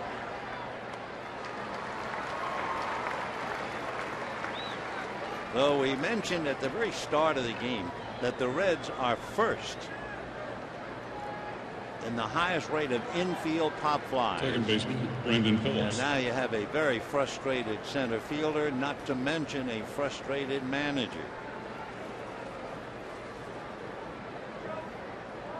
One away. Here's Brandon Phillips. Single to center, got as far as second on a wild pitch. Robbed of a hit. Nice play by D. Gordon to get him in the third. Grounded out in the fifth. So he's 1 for 3. 3-2 Cincinnati here in the seventh. And a pop foul coming over as Loney. He will not have a play. Kangaroo bounce back into the stands. Beautiful evening in the ballpark. Game 1 of a good homestand. Tomorrow night with the Reds. That'll be Johnny Cueto and Clayton Kershaw.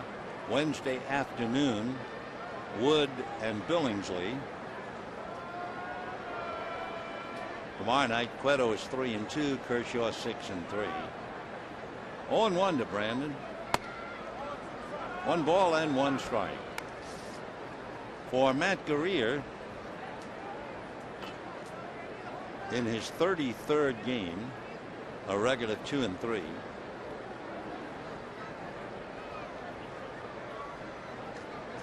1 ball, 1 strike. And on the inside corner for a strike. 1-2 to Brandon Phillips.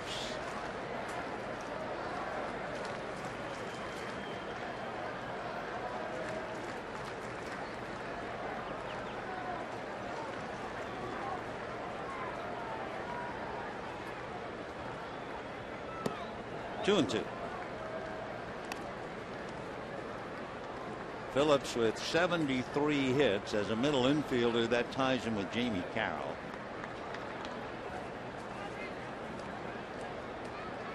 Brandon, his older brother, played in the Rangers system, and his sister, a nationally ranked sprinter. That's going to be on the chalk, and it is foul. The only thing they can do is let the ball decide the issue. Of course, for Brandon, he's got great genes. His father was a wide receiver in college. His mom was a power forward on the school's basketball team. His older brother played in the Rangers system. His sister is not only a sprinter, but a top-ranked basketball player. And all older brothers do this. He says his little brother, PJ, who is in the Angel organization, will be a better baseball player than himself. I doubt it. 2 and 2.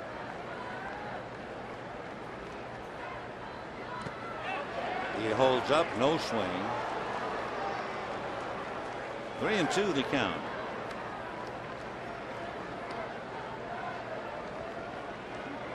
Phillips has a pretty good sense of humor. He said when he was a little kid, he was about 4 years old, and he got a wiffle ball and a bat from his dad. And being 4, he promptly threw the ball at his father and threw the bat at his mom. And then he started to run. 3 and 2. There goes the runner on ball 4.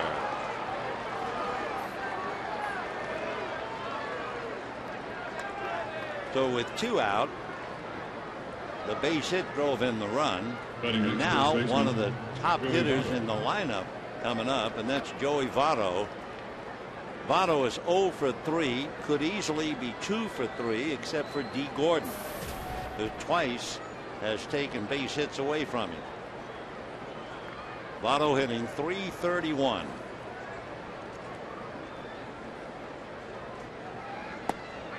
Looks that right into the catcher's mid. 0-1.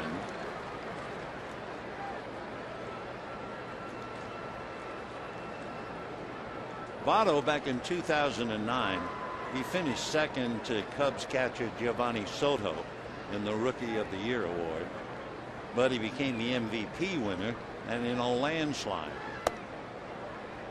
last year.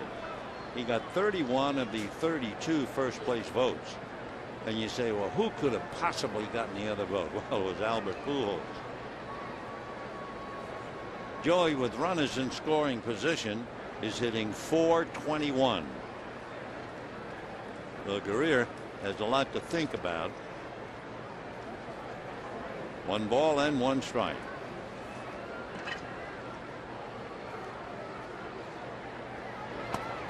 Ball 2. In looking at the past, this would be the first time Votto has ever faced Guerrier. And he has Arroyo at second and Phillips at first. A run in, and the Reds lead 3-2. Ball 3. Well, on deck, you have the left-hand hitter, Jay Bruce.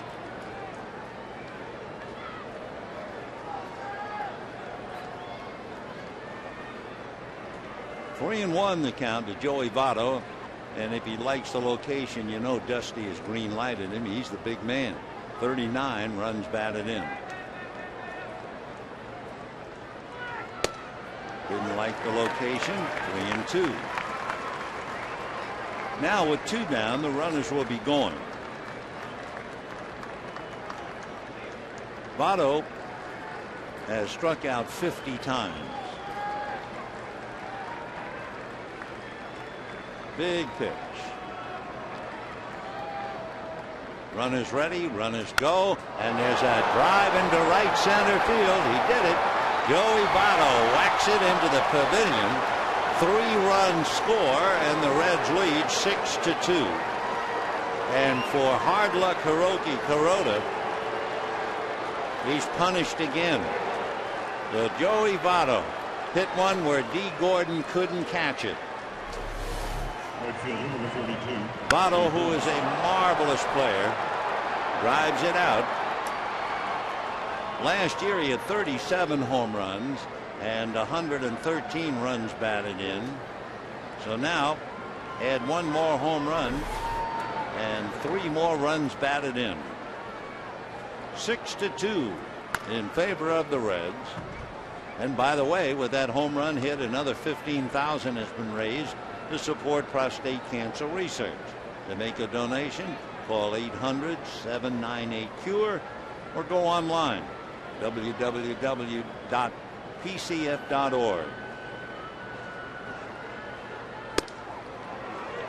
Bruce going after a bad ball and late as well. So Joey Votto, the boy out of Toronto and Ontario, Canada, hits another one. That means he has 99 home runs in his career. Ball 1.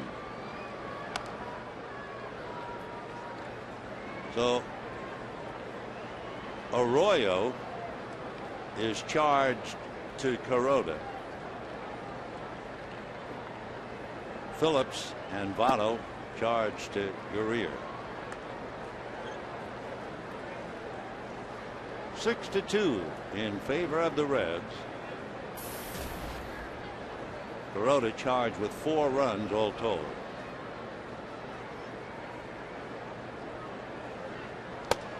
Fastball away. 3-2. Remember what the Dodger bullpen has been through. Remember the 4 games? Thoroughly forgettable, even though they won 2 of the 4. The scores were 9-7, 6-5, 11-7, and 10-8. Curveball missed, so the bullpen has to be beaten out. So is the Colorado bullpen, for that matter. And now Chris Heisey is coming up, and back in the 6th inning, Heisey, who was 1 for 2 against Kuroda, he got a fastball out over the plate, and he hit it into the left field pavilion. So 2 home runs tonight, and the Reds lead 6-2. The Reds, when they're playing at Great American Ballpark, they're going to hit a lot of home runs. They've hit 42 at home. Counting tonight, they've hit 27 on the road. So Joey Votto, as he did all last year when he was the MVP, continues to do it for the Reds. Joey Votto, by the way, is 27. He'll be 28 in September. So he figures to have a great career. And he's big enough to play a long time. 6'3", 220. So here's Heisey, single, fly to left, and homer.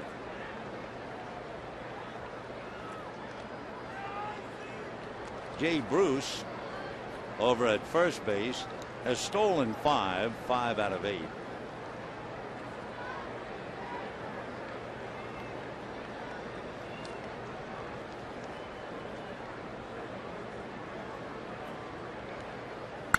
And that's whacked to center, but Kemp is there to flag it, and that's the out. But not before the damage has been done. It's a 4-run inning for the Reds. Thanks to Joey Votto, they lead 6-2.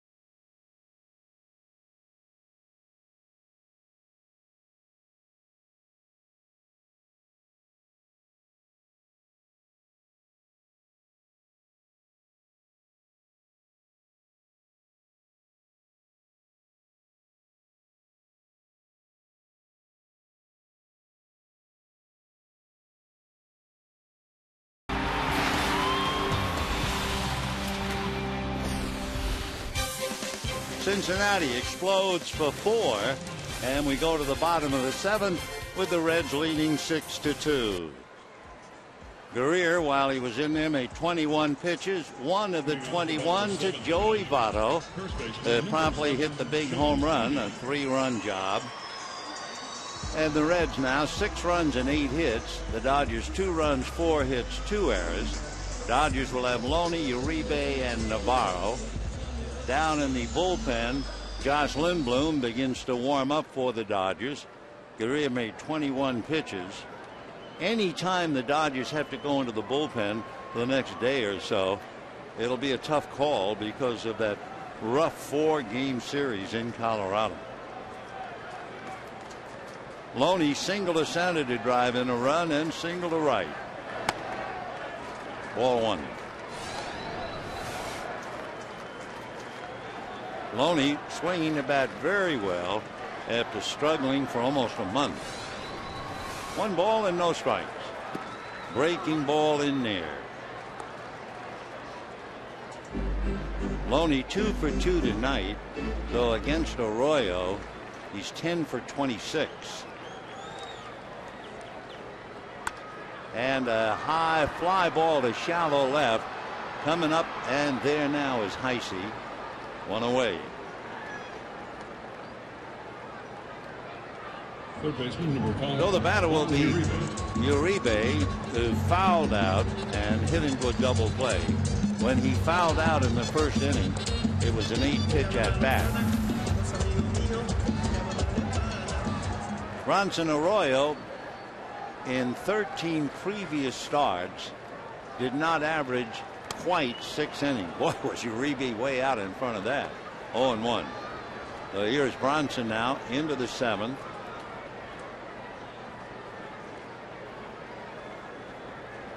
He has not had to work hard so far. Fastball missed. Made 70 pitches in the first 6 innings. That's great. A little less than 12 an inning.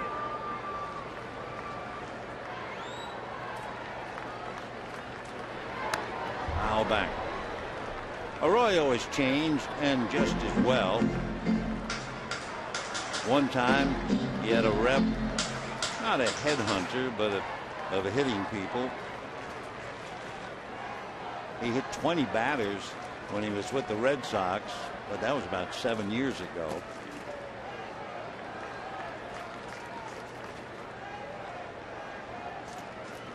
That same season with the Red Sox, remember they were world champs, 2004. He had a stretch of 11 consecutive outs by strikeout. Fastball popped in the air, a trio of Reds. It will be whom? It will be the right fielder, Jay Bruce. So 2 out on fly balls, and the batter will be Deanna Navarro. You know, voting is underway for the 2011 All-Star Game in Phoenix.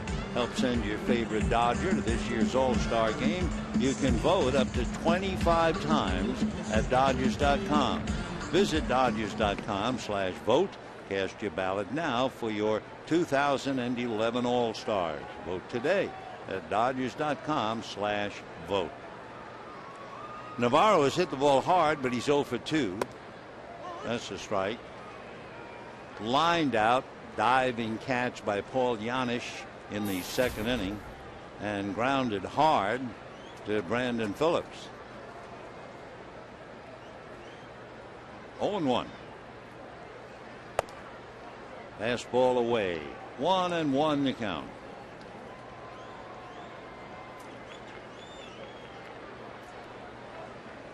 Bronson Arroyo, a workhorse. All that weightlifting starting when he's 5 years old has certainly paid off. 2-1 to count. A couple of years ago, he pitched 240 2/3 innings and became the first Cincinnati pitcher to lead the league in inning pitch outright since Bucky Walters, going all the way back in 1941. 2-1. Bucky Walters was a third baseman who had a great arm, but again didn't hit very much, so they made him a pitcher, and he was special. Arroyo has been with the Reds since '06. After spending 3 years with the Red Sox. 2 balls, 2 strikes. Foul ball.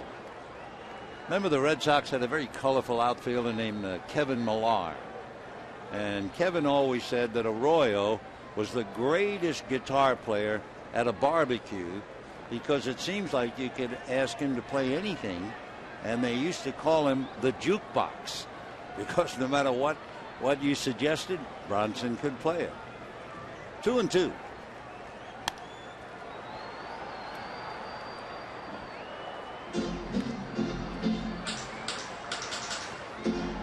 Four pitches now made for him. He has 2 outs, 7th inning. The last Dodger hit was a single by Loney in the 4th inning. Then came the double play, so he retired 10 in a row. no walks. Only one walk in the game. That was the walk to Jay Bruce, given up by Guerrier. Ball 3. On deck, Tony Gwynn. So this is as close as Arroyo has gotten to walking a hitter.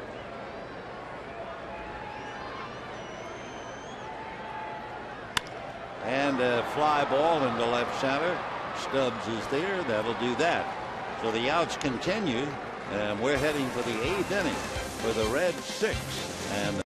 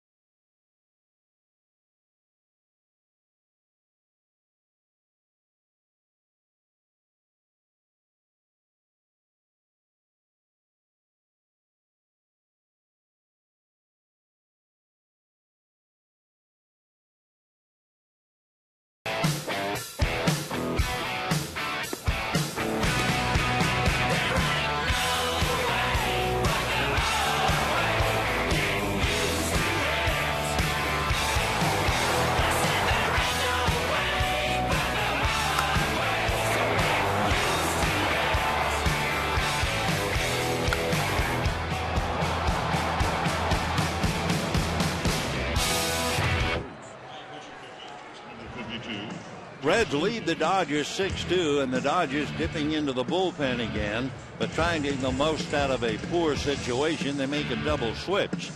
So they take out Juan Uribe. Aaron Miles moves from second base to third. Jamie Carroll takes over at second base and will bat ninth. And then the pitcher, Josh Lindblom, will go into Uribe's spot. Arroyo breezing along. Made only 16 pitches, so Bronson has made 86 pitches in 7 innings. For the Dodgers, 3 of the 5 Dodgers starters, that would be Ted Lilly, John Garland, and Clayton Kershaw, have not allowed an unearned run this season. Billingsley has allowed only 2 unearned. But the unlucky man, Kuroda, has been hit for 6 unearned runs. 1 ball and no strikes to Miguel Cairo. Grounded out, struck out twice, but the ground ball was more than just a ground ball. That's foul. Back in the second inning, Heisey had singled. Hit and run play. Heisey took off. Cairo hit a ball to the left, the glove side of Aaron Miles. He went back and got it over to D. Gordon, but Gordon, flying across the bag, never touched it. So they did get Cairo, but not Heisey. Ground foul. And that gave Giannis a chance with 2 out, and Paul singled in the run. Since then, Gordon has flashed with a couple of fine plays, but he also committed an error on Ryan Hannigan's ground ball in the 7th, and that began a 4-run inning.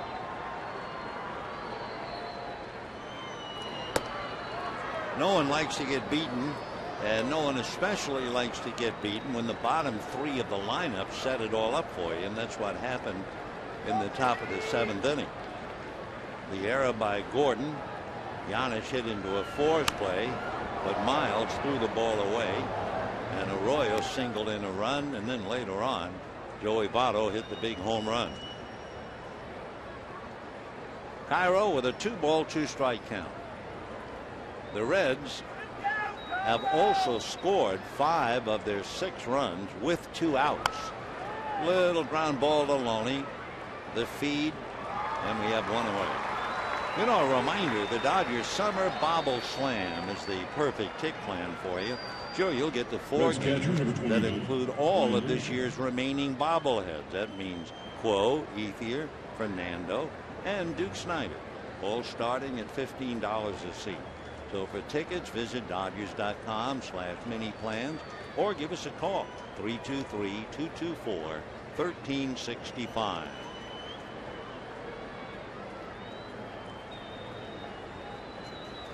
One away here in the 8th inning. Ryan Hannigan fouled out, struck out, reached on the error, and ball 1.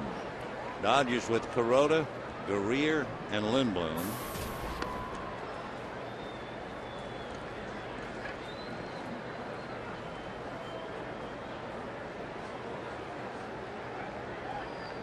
The paid attendance tonight, lovely evening, 31,372. 31,372. Tomorrow night, remember, Clayton Kershaw going up against Johnny Cueto. Kershaw 6-3. Cueto is 3-2. For Clayton,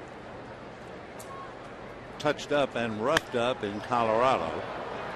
High fly ball, but it's room service. It's coming to Ethier. And we have 2 down in the 8th inning. The batter will be Paul Yanis. Number 7, Paul Yanis. Yanis is a shortstop and a good one. He's also 2 for 3 and scored a run tonight. He also knocked in a run. And he does something else besides catch.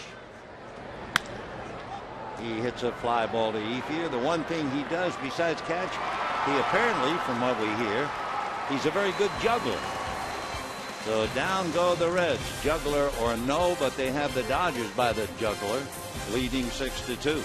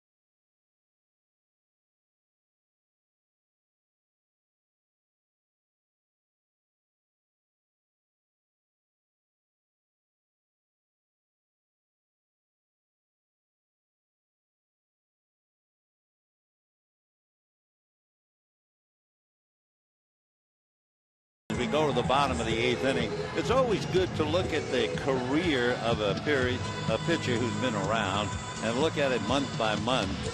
Remember, we were looking at Jason Hamill And he struggled in a lot of months, but in his career, Hamill in the month of June was 9-1. He had to come out with a bad back when we were in Colorado. So we look at Bronson Arroyo, and June would be his worst month in his career. Coming into this game, 10-25 in the month of June. That's ball one. He certainly picks it up in September, however. He's 24-11 in the month of September. Gwynn hitting .221 and a high chopper. Brandon Phillips backhands, can't get the throw off.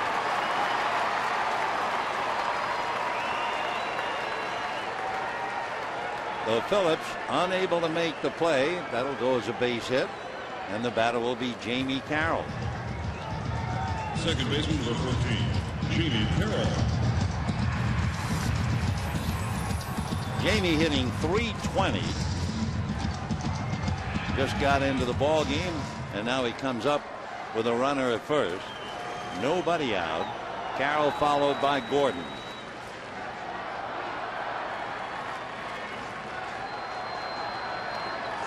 That is hit number 5 for the Dodgers against Bronson Arroyo. And they're going to move around in the Cincinnati bullpen now for sure. Jamie Carroll as a middle infielder right there with Brandon Phillips. They each have 73 hits. And a strike. 0-1. 6 runs, 8 hits for the Reds, including a home run by Heisey and the big home run by Joey Votto. Dodgers 2 runs, 5 hits.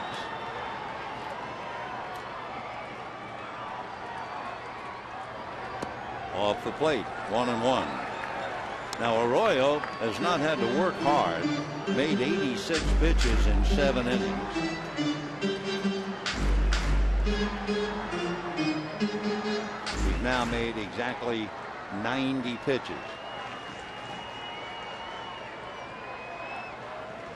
Gwynn at first, nobody out. Quick breaking ball, 1-2.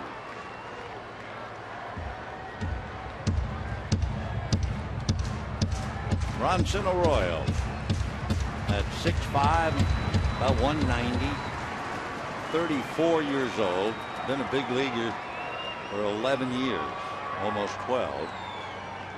1-2. That little slider right off the end of the bat. Still 1-2.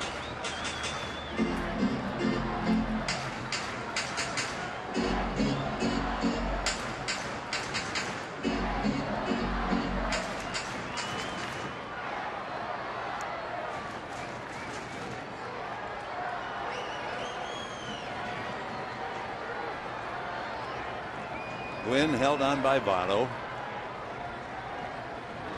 And they'll keep an eye on Tony. Arroyo fastball, kind of a sidearm curveball almost. Slider, the cutter for left-handers, and a straight change to left-handers. And he has one on deck, D. Gordon.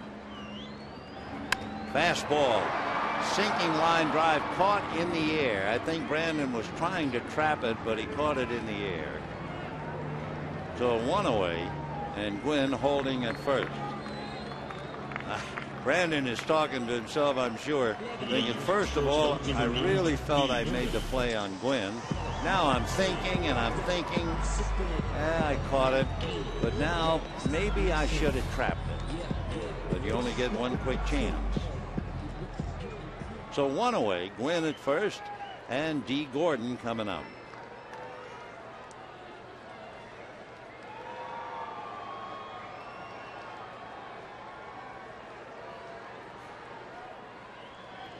Reds 6, Dodgers 2. Line drive down the right field line, and the Rabbits are loose. Gwynn will score, and D. Gordon is on his way to third easily. And it's 6-3 Reds with 1 out. And now Brandon Phillips is really talking to himself. So Gordon triples into the right field corner. And for young Gordon, picking it all up. He's already had his major league hit. He's had 8 of those. He has just picked up his first run batted in the big leagues while hitting his first triple. And earlier tonight, he also committed his first error. So the triple by Gordon, who had been 0 for 3. Still 1 out, so Miles trying to pick him up. Reds 6, Dodgers 3.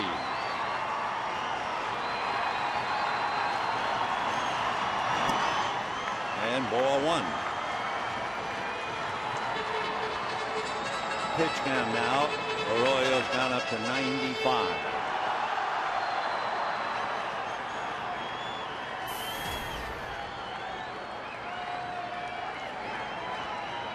Want to know the count. Aaron Miles, fly to center, grounded to third, grounded to Votto. 0 for 3, hitting .296. Infield back with 1 out. He'll give up a run to get an out.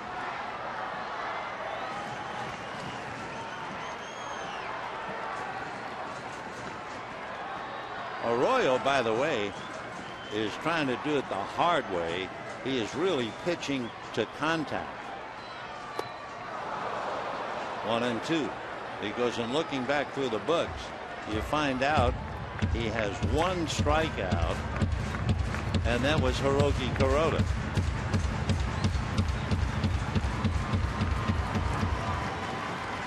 Gordon, in his last 2 minor league seasons, had a total of 22 triples.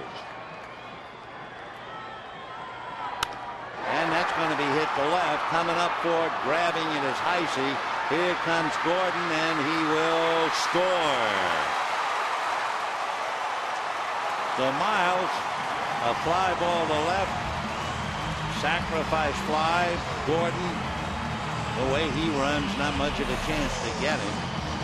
So the Dodgers have scored twice. Reds lead 6-4. And we'll see what Dusty Baker has in mind now as Andre Ethier is coming up. Ethier is 1 for 3. Not close. It was a good throw by Heisey, but Gordon just runs so well.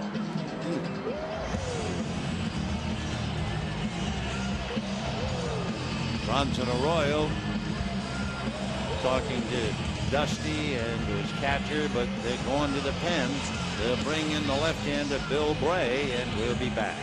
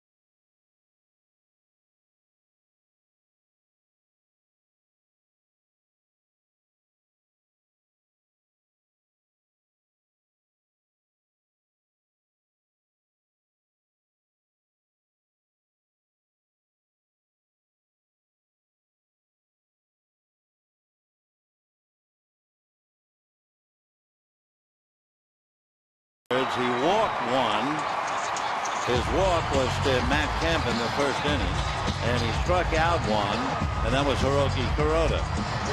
He pitched to contact, only finally the contact by Gordon, a triple for one, and then D runs in on the fly ball. So Bill Bray out of Virginia Beach, Virginia, now lives in Grapevine, Texas. He went to William and Mary, working on Ethier, almost hit him, ball one. Bray, 6'3", 220.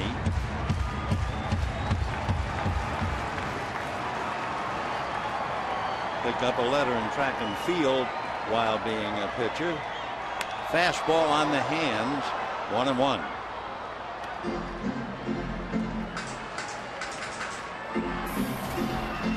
Andre hitting .321. 1 for 5 against Bray. He's 1 for 3 tonight.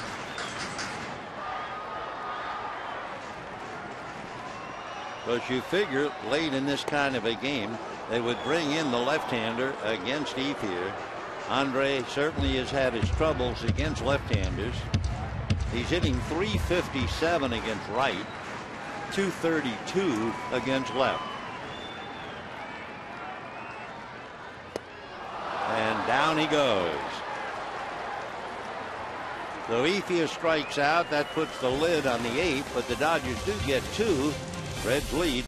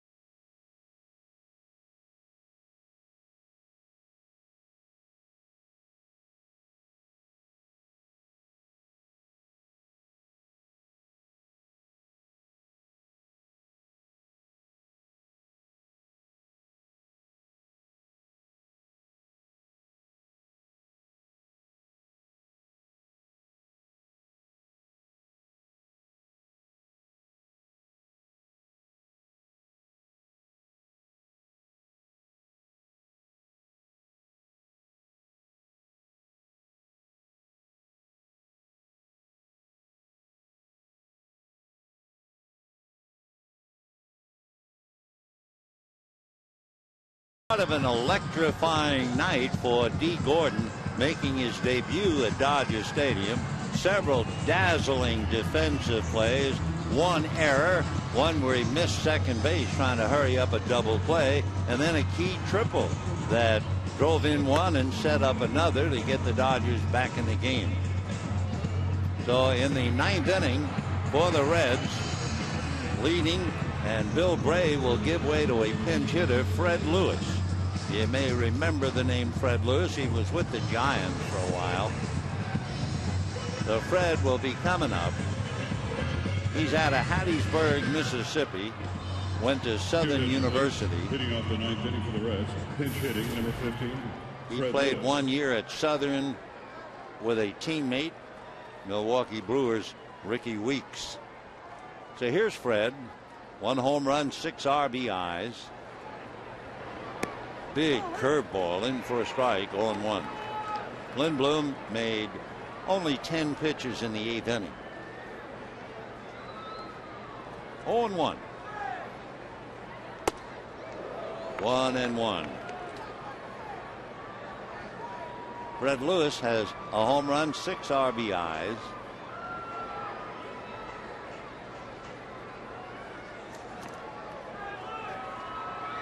Fastball, 1-2. Lewis, as a pinch hitter, has been very effective. Remember, we told you that Cincinnati's bench has been the best in the league. He's 4 for 9 with a home run coming off the bench.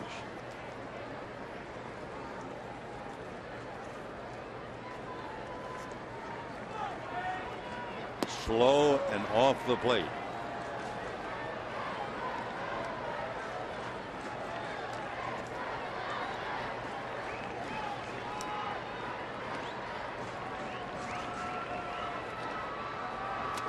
And did it hit him?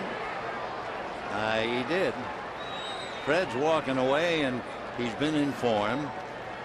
So Fred Lewis comes off the bench, gets hit by the pitch, and in a moment Drew Stubbs coming up. Drew Stubbs. I think it just hit his shirt more than anything else.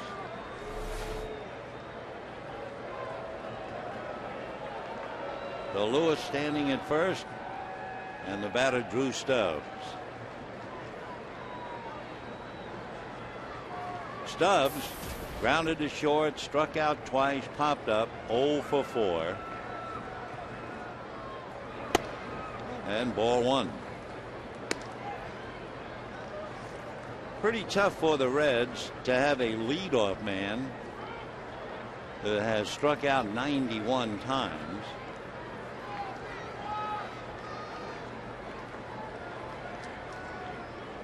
Lewis over there at first base is 0 for 2 in stolen bases. 1-1 to count.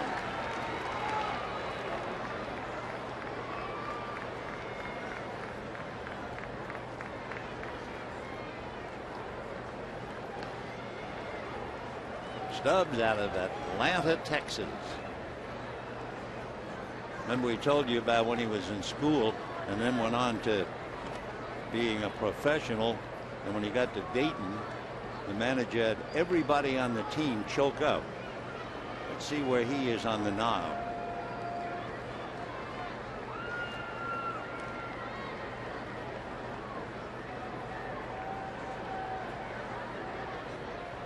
Maybe a little bit. Certainly not severe. 2-1.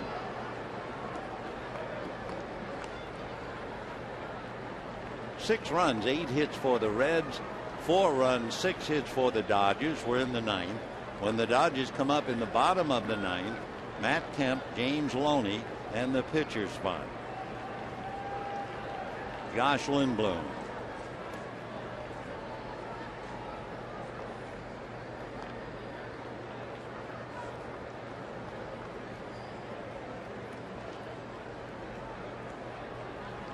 Dodgers scored in the first inning. Reds tied it in the second. Dodgers took a lead with a run in the fourth. Reds tied it in the sixth, and then the Reds scored 4 in the seventh, and the Dodgers came back with 2 in the eighth. Breaking ball missed, ball 3. Down in the Dodger bullpen, Javi Guerra warming up, and in the Cincinnati bullpen, their veteran closer Francisco Cordero, who has 302 saves. 3-1. Lewis at first, going, missed at the plate, throw down, and a tag. I tell you, that's got to really be rough to have a leadoff man who can't make contact. And Lewis thrown down, and for Dusty has to be a very, very tough moment. So they put the play on, and Stubbs just hacks away and misses.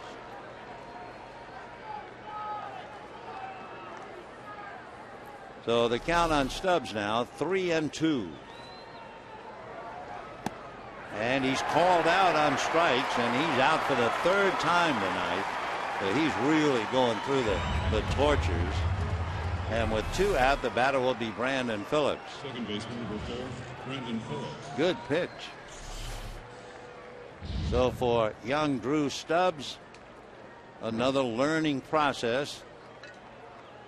He came up briefly 2 years ago, then stayed with the Reds all last year. It can be a tough way to make a living. The old story, it's tough to get here. It's even tougher to stay here. 1 ball and no strikes to Brandon Phillips. Phillips annoyed with himself, just watching his body language, reading his lips.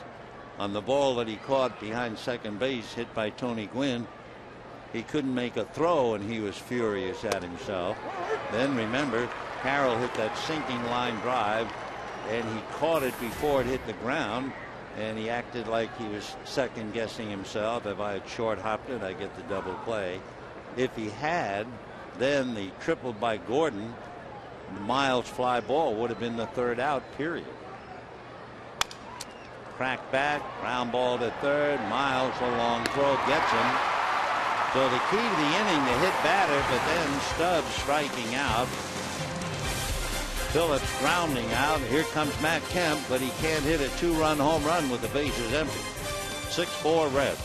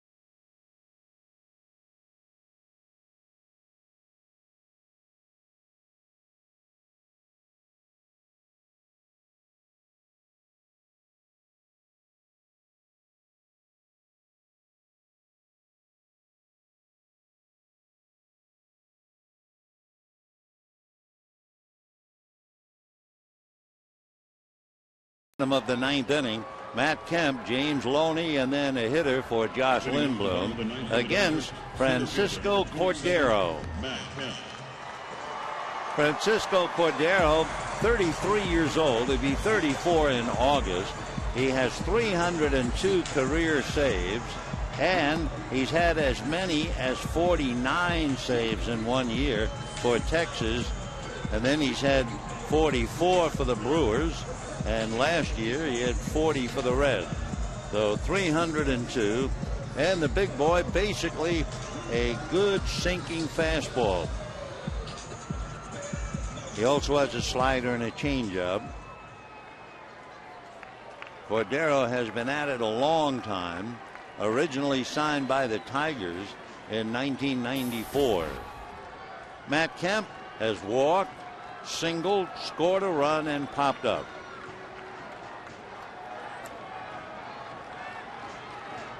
Fastball for a strike. For Cordero, he's 3-1. Great ERA, a little less than 1.5.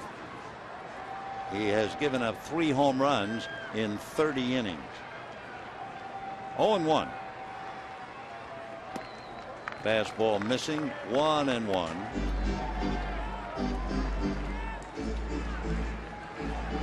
Cordero and the Reds back in November of 2007. He signed a 4-year deal.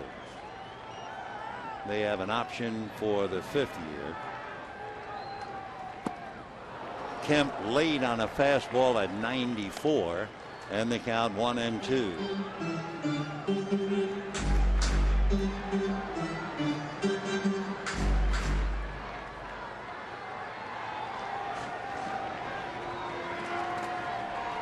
One and two.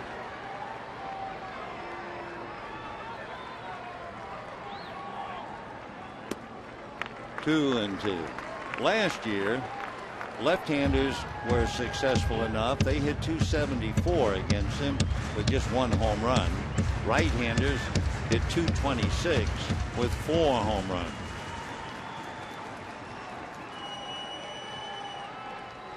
Two and two to Matt Kemp.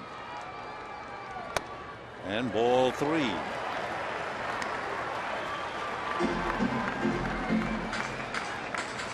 Cordero with Loney on deck.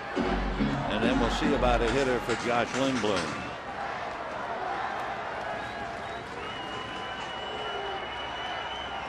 Three and two.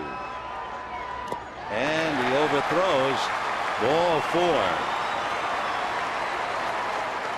Well, maybe Dusty would rather have him walk Kemp than give him something to hit, but it now makes Loney a potential tying run at the plate.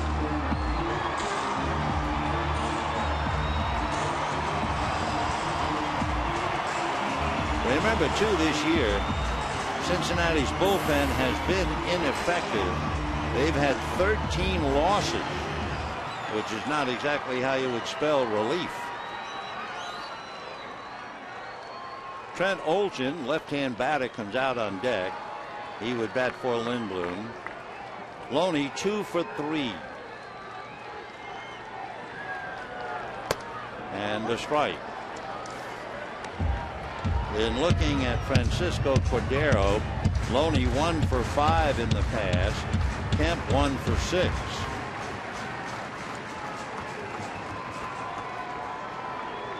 Oh, 0-1. Nobody out. There goes the runner, Kemp. The throw down. He is in there. So Matt Kemp steals second.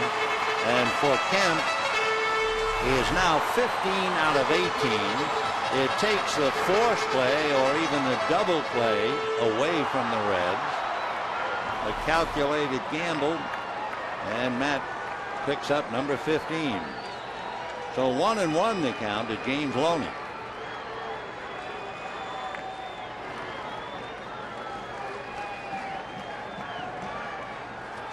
Loney, who's been hitting very, very well of late.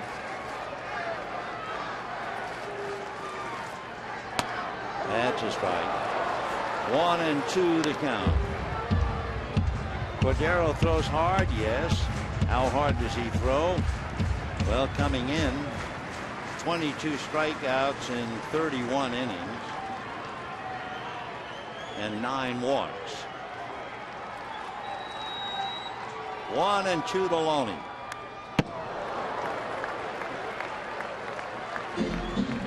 Cordero throwing hard. That was up there around 96. And Loney really hangs right over the plate. Interesting, the improvement of Matt Kemp. And no doubt Davey Lopes over at first base has had a lot to do with it. Last year, Kemp's percentage of successful steals only 56%. This year, 83. Last year, Matt Kemp stole 19 bases, but he was caught 15 times. This year, he's stolen 15 and been caught 3. And there certainly is one of the reasons. Davey sold something like 418 stolen bases with the Dodgers, 557 in his career. And Loney's up there hacking. 1-2. 6-4 in favor of the Reds. In the bottom of the 9th inning, Kemp at second base and nobody out.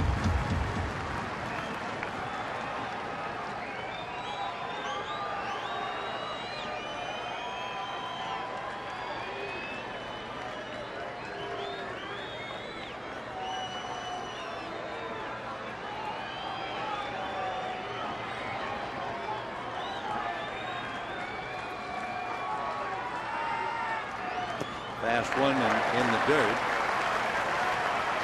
He took a little off that. That was 88. Trent Olson, the boy from Australia, waiting on deck.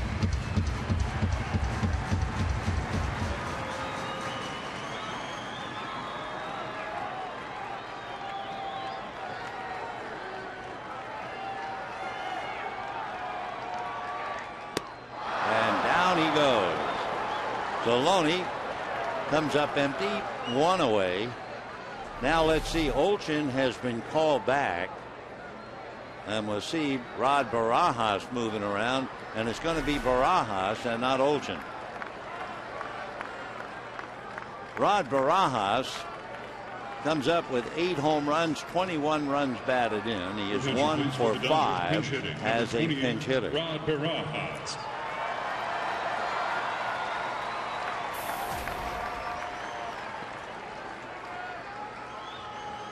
Barajas, very much of a fly ball hitter. He has 8 home runs, 21 runs batted in. Diana Navarro is on deck. Final score after a rain delay in Denver. The Padres beat the Rockies 3-1. They had thunderstorms that delayed the start of that game 83 minutes. 1 out, 9th inning. 0-1. 6 runs, 8 hits, no errors for the Reds. 4 runs, 6 hits, and 2 errors for the Dodgers.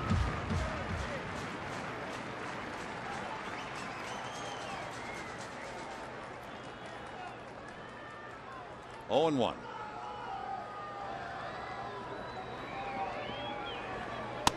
Another fastball at the knees. He hits 91 on that pitch, and the count 0-2.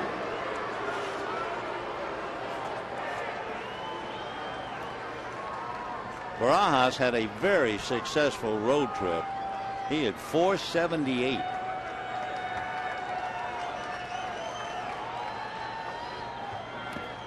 Gets away, but Kemp holds on. No gambling here in the 9th.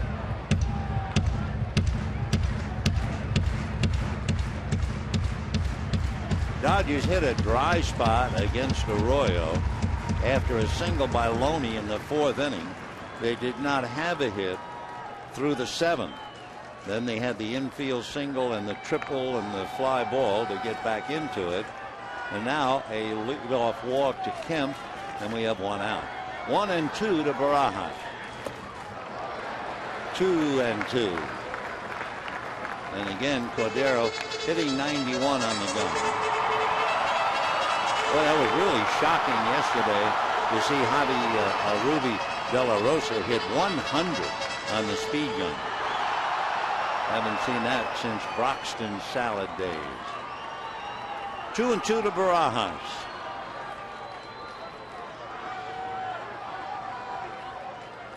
Got him. So Loney and Barajas go down swinging, and we have 2 out in the 9th inning.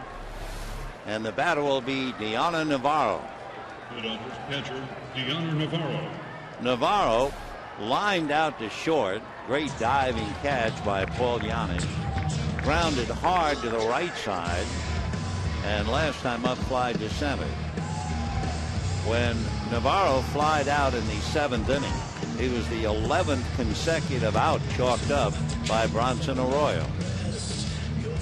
So Diana hitting 169. He has a home run, 4 runs batted in. So Cordero from the Dominican, Navarro from Venezuela, with 2 out, 9th inning, and Matt Kemp at second base. Ball 1. On deck, Tony Gwynn.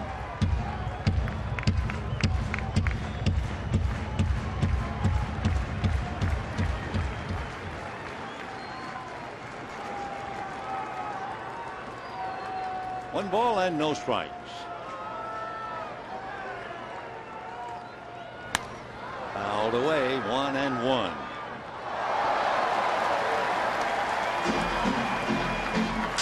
Arroyo struck out 1 in 7 2/3. Bill Bray came in to strike out Ethier. So 2 Dodgers had struck out, and now Cordero comes in the 9th inning, and he's nailed 2.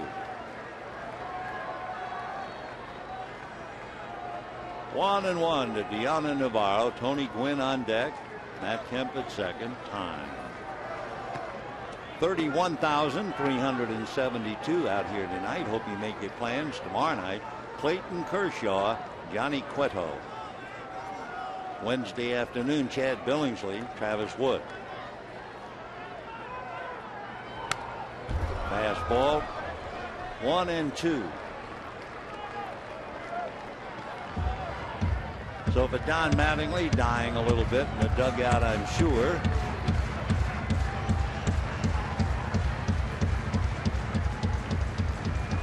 You know, most of Cordero's pitches have been around 91. One pitch, 96. And in talking about him, the scouts say he's far more effective when he's throwing 90 and 91. 2-2. Now that pitch on the gun was 97.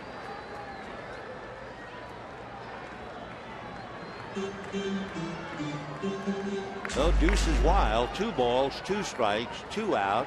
Reds lead by 2, and the Dodgers have a runner at second.